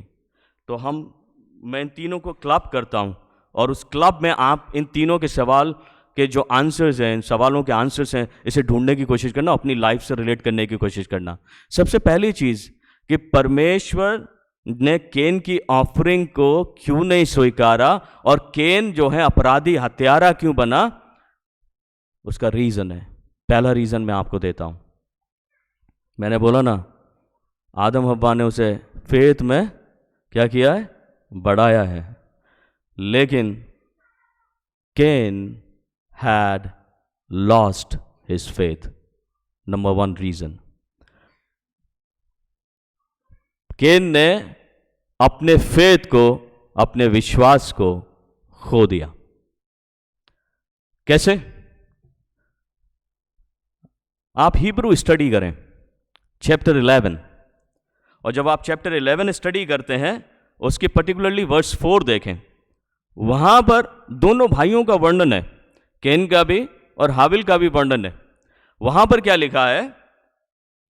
विश्वास ही से हाबिल ने केन से उत्तम बलिदान परमेश्वर के लिए चढ़ाया। किससे? विश्वास ही से। इसका अर्थ यह हुआ कि केन ने विश्वास से परमेश्वर के आगे अपनी भेंट को अर्पण नहीं किया। He had lost his faith in God. परमेश्वर में उसने विश्वास नहीं दर्शाया। लेकिन हाबिल ने परमेश्वर में विश्वास को दर्शाया, और लिखा है उसी के द्वारा उसके धर्मी होने की गवाही भी दी गई। जब हम विश्वास के साथ परमेश्वर के पास में आते हैं, अपनी भेंटों को लेकर आते हैं, इनफैक्ट आज सुबह के वक्त भी परमेश्वर के लोग शुक्रगुजार हुए हैं, लेकिन परमेश्वर जज करता है, परमेश्वर एनालाइज करता है कि कौन विश्वास के साथ आया है, कौन फेथलेस आया है, कौन विश्वास के साथ में है, कौन अविश्वास के साथ में। हम बहुत समय से परमेश्वर के निकट आ रहे हैं, लेकिन परमेश्वर हर समय में, मैं बता रहा हूं आपको, जब हम परमेश्वर के निकट आते हैं, परमेश्वर हमारे जीवन का एनालिसिस करके यह देखता है कि कौन विश्वास के साथ आया है, कौन अविश्वास के साथ आया है। तो दोनों भाई, जब 2 भाई हैं, तो दोनों भाई एक विश्वास के साथ गया और उस विश्वास के द्वारा वो धर्मी बना, और दूसरा भाई जो अविश्वास के साथ गया, वो अविश्वास के साथ में हत्यारा बना। हम एनालाइज करें, जब हम परमेश्वर के निकट आते हैं तो किस तरीके से आते हैं? विश्वास के साथ में या अविश्वास के साथ में? ठीक है। और ऐसा लिखा है, और परमेश्वर ने उसकी भेंटों के विषय में गवाही दी, और उसी के द्वारा वह मरने पर भी अब तक बातें करता है। से हालेलुया। हाबिल मर गया, लेकिन वो आज भी बात कर रहा है। इससे बेहतर बात हो नहीं सकती। मरने पर भी वो बात कर रहा है। ये मैं नहीं कह रहा हूं, ये परमेश्वर का वचन कह रहा है, क्योंकि वो फेथ के साथ में परमेश्वर के पास में गया। तो केन ने विश्वास से अपनी भेंट परमेश्वर को अर्पण नहीं की, क्योंकि हाबिल जो है विश्वास से परिपूर्ण था, पॉजिटिव था, और विलिंगली उसने क्या किया? He presented the best of what he had. जो उसके पास था, जो बेस्ट था, उसने विलिंगली परमेश्वर को अर्पण किया। और उसके पास बेस्ट क्या था? बाइबल कहती है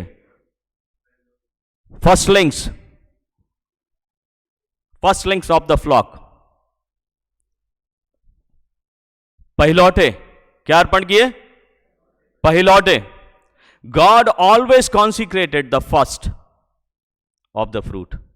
से हालेलुया, है ना? ये मैं नहीं कह रहा हूं, बाइबल में लिखा है। केन के विषय में क्या लिखा है? देखो, अब दोनों को अब एनालाइज करते हैं। केन के विषय में ये लिखा है, 3 वर्ष को पढ़ेंगे। 3 वर्ष में पाठ ये है कि केन अपनी भूमि की उपज में से कुछ भेंट ले आया। कुछ, बाइबल बयान नहीं कर रही है कि बेस्ट लाया, वर्स लाया। उसके विषय में लिखा है कि कुछ भेंट ले आया। लेकिन हाबिल के विषय में यह कहा है कि अपने जानवरों के हर एक पहिलौठे को क्या करा? उसने परमेश्वर के आगे अर्पण किया। पवित्र बाइबल में परमेश्वर ने हुक्म दिया है कुछ। निर्गमन की किताब उसके 23वें अध्याय और उसकी 19वें पद को अगर आप पढ़ेंगे, वहां पर लिखा हुआ है। मैं आपके लिए इस रेफरेंस को पढ़ देता हूं हिंदी में। अपनी भूमि की पहली उपज का पहला भाग अपने परमेश्वर यहोवा के भवन में ले आना। क्या बोला परमेश्वर? अपनी भूमि की पहली उपज का पहला भाग परमेश्वर के भवन में ले आना। यह परमेश्वर का डायरेक्शन है परमेश्वर के लोगों के लिए। अगर यह डायरेक्शन परमेश्वर का है तो केन की लाइफ में परमेश्वर क्या देखना चाहता था? उसकी भूमि की उपज का पहला भाग परमेश्वर उसकी लाइफ में देखना चाहता था, जो उसे नहीं दिखा। आज हमारी लाइफ में परमेश्वर क्या देखना चाहता है? जब हम ऑफरिंग्स लेकर आते हैं, जब हम ऑफर करते हैं परमेश्वर को कुछ, अगर अपने बच्चों को भी ऑफर करते हैं, जब उनके निकट लेकर आते हैं, तो परमेश्वर कौन सा भाग चाहता है? कौन सा? पहला, है ना? और बात अगर पहिलौठों की है तो निर्गमन की किताब उसके 13 चैप्टर उसकी पहली आयत में, दूसरी आयत में परमेश्वर ने बिल्कुल स्पष्ट कहा। फिर यहोवा ने मूसा से कहा। किसने कहा? यहोवा ने। क्या मनुष्य के, क्या पशु के, इजराइलियों में जितनी अपनी अपनी माता के जेठे हों, उन्हें मेरे लिए पवित्र मानना, वह मेरा ही है। बोले हालेलुया। पहला भाग किसका है? यहोवा का, परमेश्वर का। तो अभी मैं संतानों की बात कर लूं। किस किस के पास पहिलौठे हैं? किसका है वो? अर्पण किया? परमेश्वर के पास लेकर आए? नहीं ना, डेडिकेट किया, अर्पण किया, क्योंकि परमेश्वर कह रहा है वो मेरा है। तो अगर परमेश्वर का है तो परमेश्वर को अर्पण होना चाहिए। वो मेरा है, मेरे पास भी पहिलौठा है। मुझे आज भी याद है, मैं अपने बच्चों के बैप्टिज्म के टाइम पर मैंने अपने बड़े बेटे को परमेश्वर के लिए अर्पण कर दिया। ये तेरा है परमेश्वर, मेरा नहीं है। मेरे प्रिय अजीजों, क्योंकि परमेश्वर क्या है? पहला भाग देखता है ना लाइफ से। प्रोवर्ब्स में लिखा है, आप प्रोवर्ब्स में जाएं, 3 चैप्टर 9वीं आयत में लिखा हुआ है, अपनी संपत्ति के द्वारा अपनी भूमि की सारी पहली उपज देकर यहोवा की प्रतिष्ठा करना। प्रतिष्ठा मतलब ऑनर। तो अभी आप बताओ, केन ने क्या किया? ऑनर या डिसऑनर? बताइए, क्या किया? डिसऑनर। बाइबल कह रही है अपनी पहली उपज देकर परमेश्वर को क्या करना? ऑनर करना। लेकिन केन क्या कर रहा है? अपनी भूमि की कुछ उपज ले जाकर परमेश्वर को डिसऑनर कर रहा है। तो जब हम परमेश्वर को डिसऑनर कर रहे हैं तो परमेश्वर क्या खुश होगा? नहीं, अभी हम कभी अपनी लाइफ में जो है कभी कभी परमेश्वर को डिसऑनर कर देते हैं, ऑफरिंग के वक्त भी डिसऑनर कर देते हैं मेरे प्रिय अजीजों।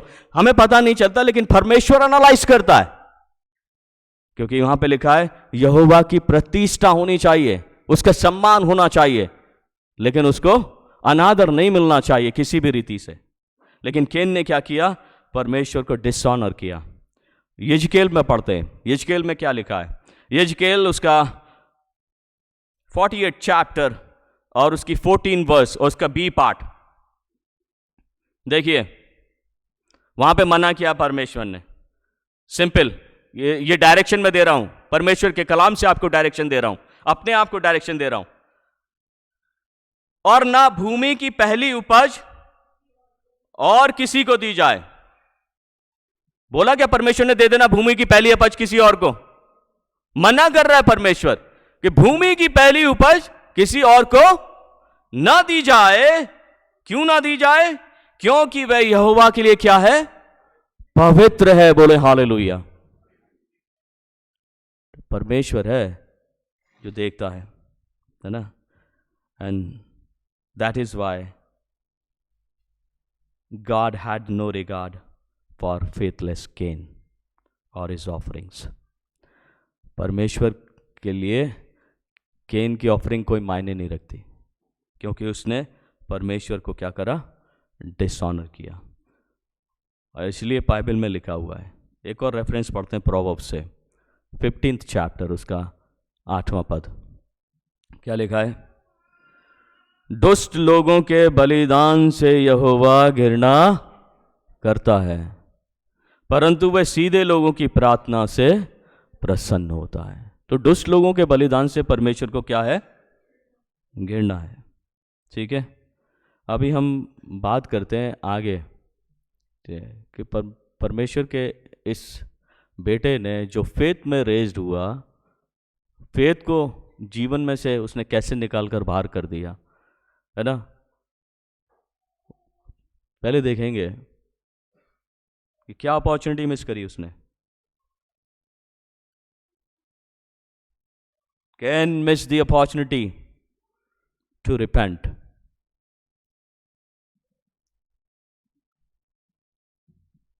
पहली अपॉर्चुनिटी, जब ऑफरिंग उसकी रिजेक्ट हुई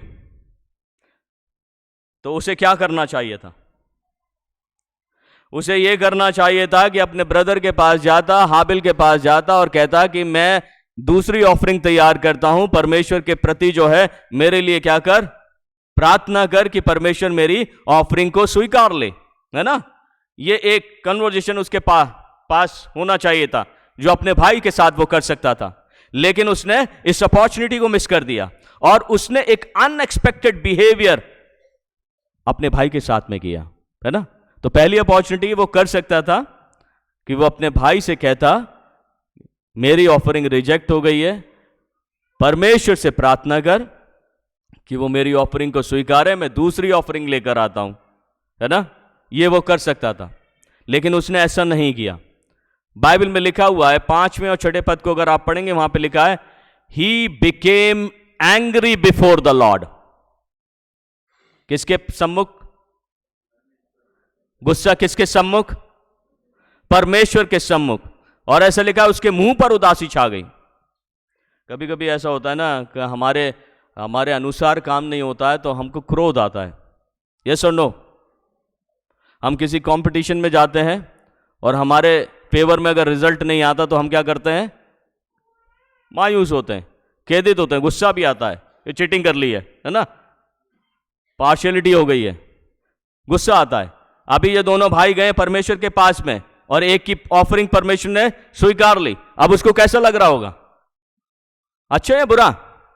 बुरा, उदासी जाएगी, मेरी क्यों नहीं एक्सपेक्ट? मैं तो बड़ा हूं, मैं तो पहले फेथ में रेज हुआ, पहले तो परमेश्वर। अभी मैं उसकी थिंकिंग में सोचता हूं, ऐसा कभी कभी जो हेट्रेड फीलिंग्स है कैसे आती है? हेट्रेड फीलिंग्स ऐसे आती है, पहले केन ऑफरिंग ले जाता होगा परमेश्वर के पास में, ऐसा मैं एक्सपेक्ट करता हूं, एज्यूम करता हूं, क्योंकि उसका भाई एबल नहीं है। और जब वो ऑफरिंग ले जाता, परमेश्वर उसकी ऑफरिंग को स्वीकारता होगा। लेकिन जब से उसका भाई आया और परमेश्वर के प्रति उसने बेस्ट रखना शुरू किया, तब से उसकी ऑफरिंग जो है परमेश्वर ने रिजेक्ट करना शुरू किया, क्योंकि कंपैरिजन स्टार्ट हो गया। जब कंपैरिजन स्टार्ट होता है मेरे प्रिय चीजों, वहां पर हेटरेट फीलिंग्स बढ़ती है, और जब हेटरेट फीलिंग्स बढ़ती है तो उस कंडीशन में जहां पर केन खड़ा हुआ है, उसको सिर्फ और सिर्फ क्रोध आ रहा है। Becoming angry before God is nothing less than manifestation of darkness. उसने क्या मैनिफेस्ट किया? क्रोध के जरिए क्या मैनिफेस्ट किया? अंधकार को, उसकी जिंदगी के अंधकार को। हम अपने क्रोध के जरिए किसको मैनिफेस्ट करते हैं? अंधकार को। क्रोध में क्या होता है मैं आपको बताता हूं। क्रोध के लिए बाइबल क्या कहती है। पहला रेफरेंस निकालें, बाइबल में क्या लिखा है। भजन संहिता उसके 37 चैप्टर उसकी 8 वर्स में लिखा हुआ है, जहां पर जो क्रोध वर्ड है जो केन के लिए निकला है, he became angry before the Lord। और बाइबल क्या कहती है, 37 चैप्टर 8 वर्स, क्रोध से परे रह और जलजलाहट को छोड़, मत कुड़। क्या निकलेगा उससे? फिर से पढ़ें, क्रोध से परे रह, जलजलाहट को छोड़ दे, मत कुड़। उससे क्या निकलता है? बुराई निकलती है। तो क्रोध जब हम करते हैं, क्रोध के साथ जलजलाहट निकलती है, और जलजलाहट के साथ में कुड़न निकलती है, और इन तीनों चीजों की वजह से हमारी जिंदगी से बुराई निकलती है। हम किसी के ऊपर भी क्रोधित हों, किसी के ऊपर भी गुस्सा करें, किसी के ऊपर भी जलजलाहट रखें, उससे सिर्फ क्या निकलेगी? बुराई निकलेगी। अभी आप फिगर आप देखें, केन का फिगर देखें, उसका कैरेक्टर देखें। वो परमेश्वर के सामने ही गुस्सा दिखा रहा है, परमेश्वर के सामने ही नाराजगी, जलजलाहट दिखा रहा है, अपना कुड़न दिखा रहा है परमेश्वर के सामने ही। और जब हम ये तीनों चीजों को एक साथ मिक्स करते हैं तो क्या निकला उससे? अच्छाई या बुराई? बुराई, है ना। और इसलिए बाइबल कहती है, किसी का कोई मित्र है जो क्रोध करता है कोई जिसको जल्दी गुस्सा आ जाता है? ऐसा कोई मित्र है आपके पास? मैं कहता हूं उसकी संगति छोड़ देना आज से, वरन मैं नहीं परमेश्वर इस बात को कहता है। तो प्रोवर्ब्स में लिखा हुआ है 22 चैप्टर 24 वर्स, क्या? क्रोधी मनुष्य का मित्र ना होना। क्या लिखा है?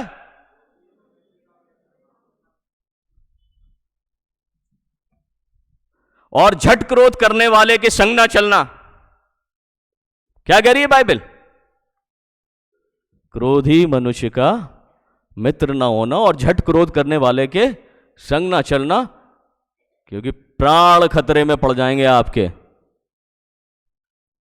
मुसीबत में पड़ जाएंगे आप और मैं, अगर मेरा मित्र अगर क्रोध करने वाला है तो, है ना। क्योंकि पवित्र बाइबल में यह भी लिखा है, प्रोवर्ब्स चैप्टर 29 वर्स 22, ऐसे लिखा है, क्रोध करने वाला मनुष्य क्या मचाता है? झगड़ा। और अत्यंत क्रोध करने वाला क्या होता है? अपराधी। तो केन क्या है? झगड़ालू नंबर 1। किसकी वजह से? क्रोध की वजह से। अपराधी किसकी वजह से? क्रोध की वजह से, है ना। अभी हम परमेश्वर की बात करते हैं। परमेश्वर कैसा है क्रोध में?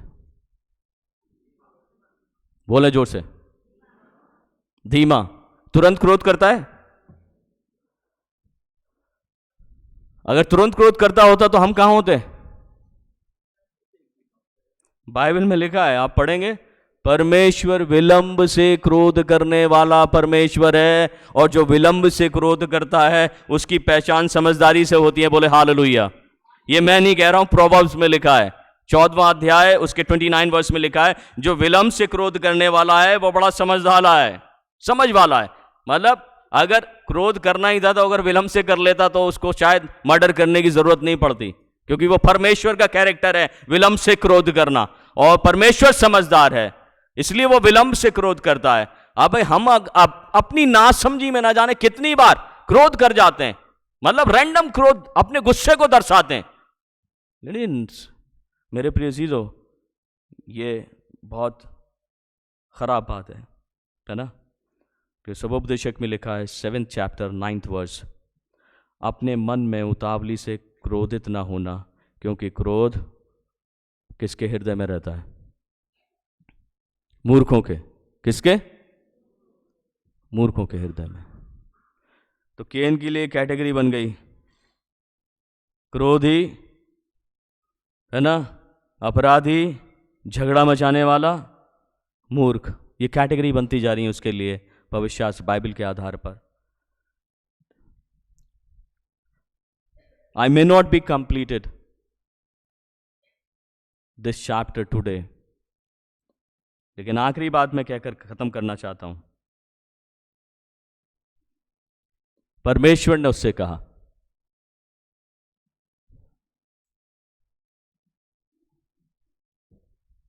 आज हमसे कहता है 7th वर्स, पाप कहां पे छिपा है? जोर से बोलें, पाप द्वार पे छिपा है, ठीक है, और उसकी लालसा तेरी ओर है। ये किसके वर्ड है? परमेश्वर के। पाप द्वार पर छिपा है और इसकी लालसा किसकी ओर है? किससे बोला? परमेश्वर ने एनालाइज कर लिया कि ये मर्डरर बनने वाला है। परमेश्वर ने एनालाइज कर लिया कि ये झगड़ालू बनने वाला है।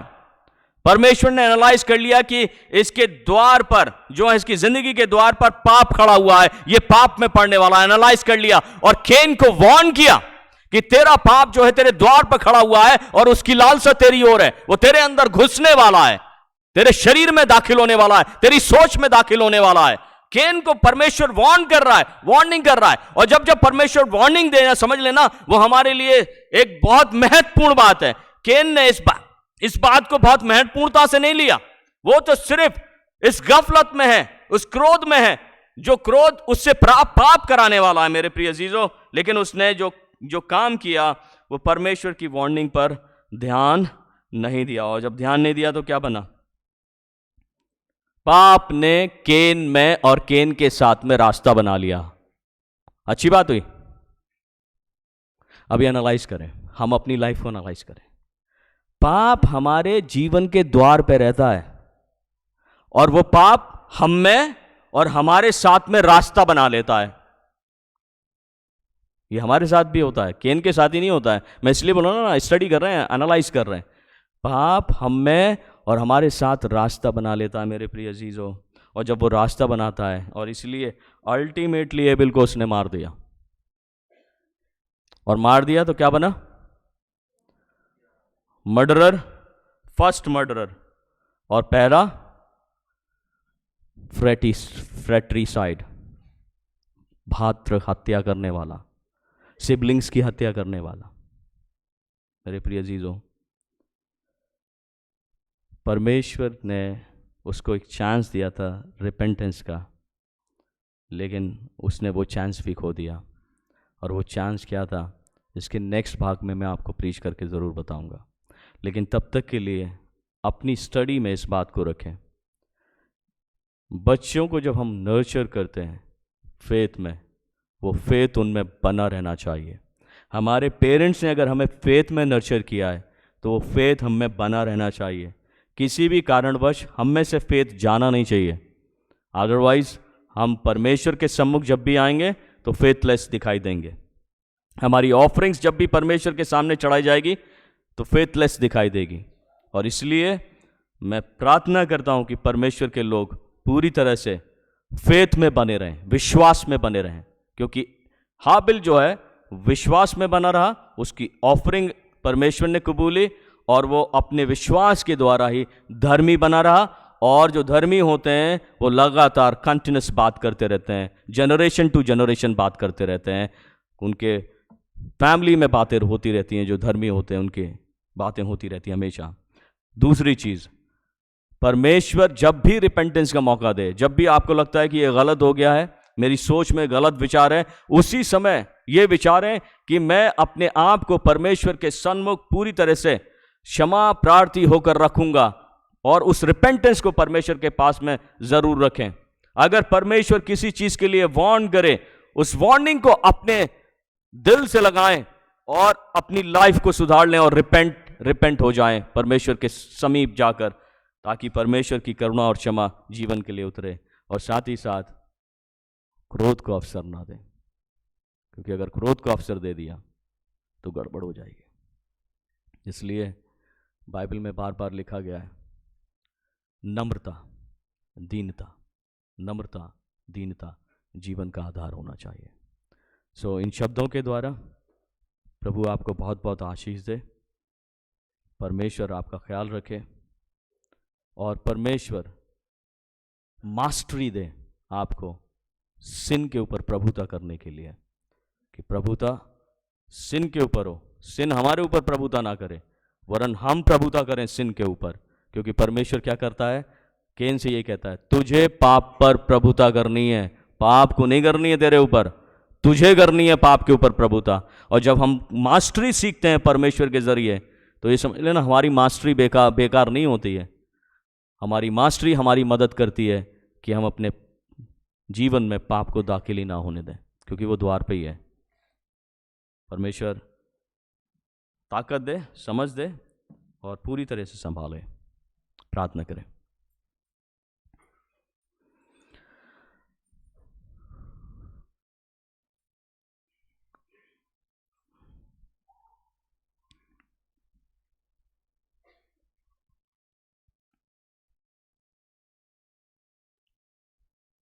प्रभु जी धन्यवाद देते हैं कि हमको ये अवसर मिला कि कुछ बातों को जो केन के जरिए हम सीखने पाए, उसको प्रभु रखा गया। यद्यपि वो फेथ में आगे बढ़ा, लेकिन फिर भी पिता परमेश्वर उसने अपने विश्वास को खो दिया। पिता परमेश्वर हमारी लाइफ के साथ भी हमेशा प्राय यही होता है। हम विश्वास में नर्चर किए गए हैं, लेकिन हमारे विश्वास भी जाते रहते हैं। लेकिन पिता, मैं प्रार्थना करता हूं तेरा अनुग्रह संभाले, ये वचन प्रभु जाया ना जाए, वरन एक एक सीड जो बोया गया है वो पिता तेरे अनुग्रह में लोगों की लाइफ को आशीष देवे और तेरे लोग प्रभु तुझ में बढ़ते चले जाएं। अनुग्रह करें प्यारे परमेश्वर। पिता परमेश्वर, मैं सब कुछ तेरे कंट्रोल में छोड़ता हूं, और जब हम इसके नेक्स्ट हिस्से को आने वाले वक्त में देखते हैं तो और अधिकाई से पिता परमेश्वर आशीषित होने पाए। मांग लेते हैं इस प्रार्थना को तेरे प्रिय पुत्र, अपने उद्धार करता, जीवन देने वाले प्रभु खुदावन यीशु मसीह नासरी के नाम से, आमीन।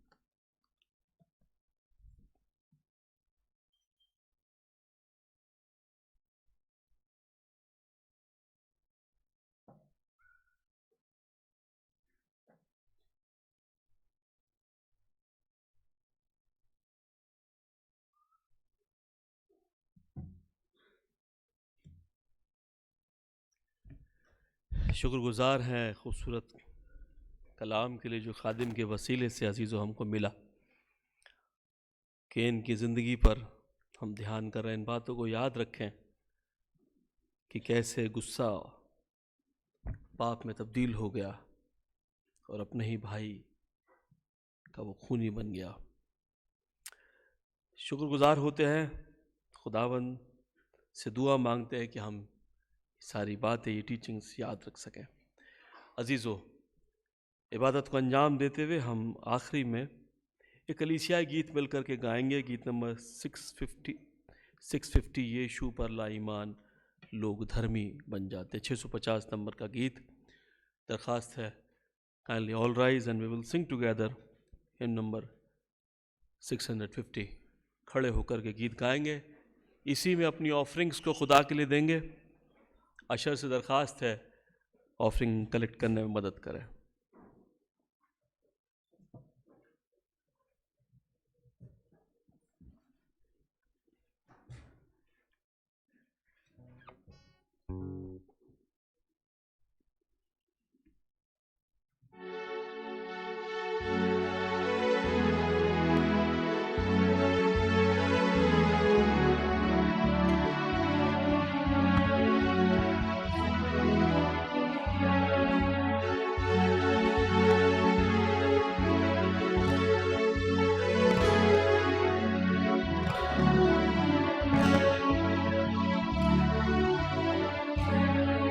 यीशु पर ईमान, यीशु पर ईमान, लोग धर्मी बन जाते हैं, लोग धर्मी बन जाते हैं।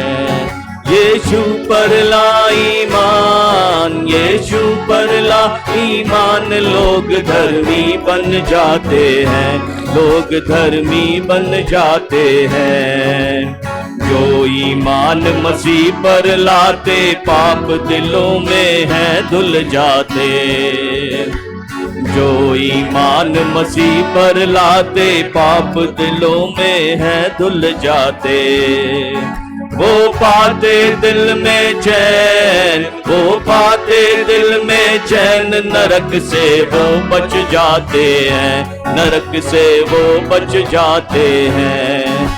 यीशु पर ईमान, यीशु पर ईमान, लोग धर्मी बन जाते हैं, लोग धर्मी बन जाते हैं। नया जन्म ईश्वर से पाते, धर्म आत्मा से भर जाते। नया जन्म ईश्वर से पाते, धर्म आत्मा से भर जाते। और पाते जीवन मुक्त, और पाते जीवन मुक्त, ईश के पुत्र कहते हैं, लोग धर्मी बन जाते हैं। यीशु पर ईमान, यीशु पर ईमान, लोग धर्मी बन जाते हैं, लोग धर्मी बन जाते हैं। दया धर्म और नेक कमाई करते हैं, ईश्वर की चाही। दया धर्म और नेक कमाई करते हैं, ईश्वर की चाही। तब सबर खुशी आनंद, तब सबर खुशी आनंद, प्रेम से दिल भर जाते हैं, प्रेम से दिल भर जाते हैं। यीशु पर ईमान, यीशु पर ईमान, लोग धर्मी बन जाते हैं, लोग धर्मी बन जाते हैं। यीशु की जो शरण में आए, दास कहे वे लोग मगन हैं। यीशु की जो आए शरण है, दास कहे वो लोग मगन हैं। हर हालत में खुशहाल, हर हालत में खुशहाल, सदा गुण उसके गाते हैं, लोग धर्मी बन जाते हैं। यीशु पर ईमान, यीशु पर ईमान, लोग धर्मी बन जाते हैं, लोग धर्मी बन जाते हैं।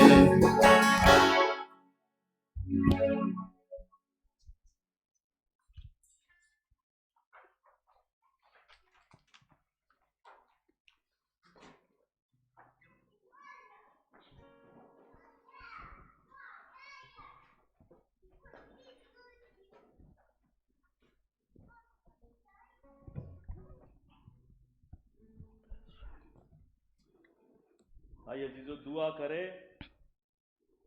प्यारे बापा आसमानी, निहायत शुक्रगुजार है कि खुदावंद आपने हमें बापा आसमानी सबत के दिन में खुदावंद अपने पास आने का मौका दिया, और खुदावंद हम इबादत के हिस्सा हो सके, हम आपकी प्रेजेंस को यहाँ फील करते हैं। गीतों में, वचन के पढ़े जाने में, रिस्पॉन्सिव रीडिंग में, मुक़द्दस कलाम के वसीले से खुदावंद हम सीख सके कि खुदावंद क्रोध तो द्वार पे ही खड़ा है बापा आसमानी। और बापा आसमानी, खुदावंद उस बड़े भाई ने ये नहीं सोचा खुदावंद किसका अंजाम क्या होगा, अपने भाई को घात कर दिया। कितना दुख और मातम रहा होगा, और केन की खुद की ज़िंदगी में भी बड़ा तकलीफ रही होगी कि मुझसे क्या हो गया।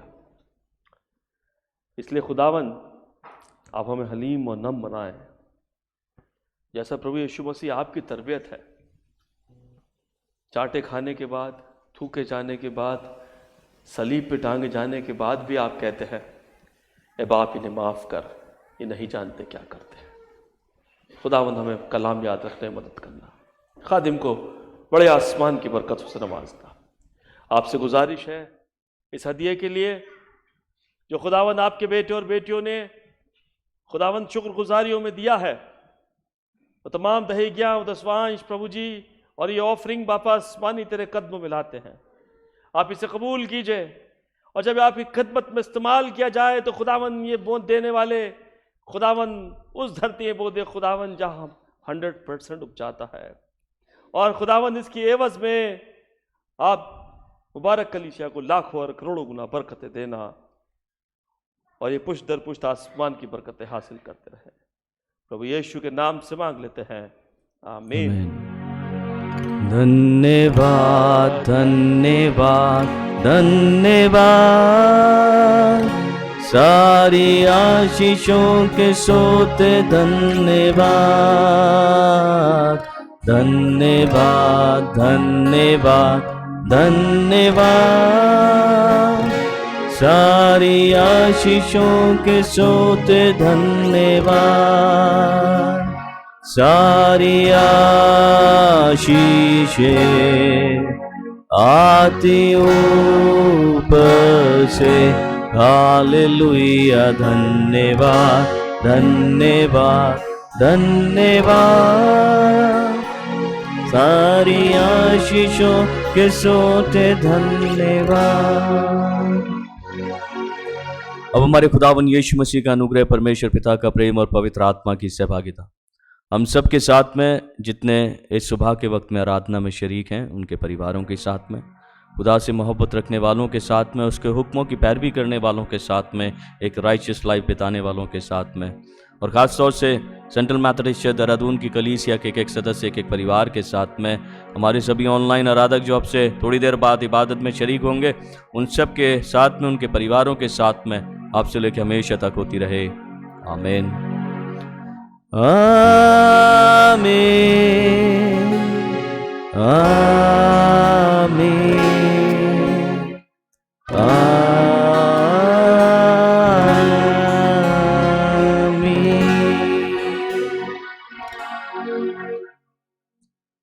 God bless you.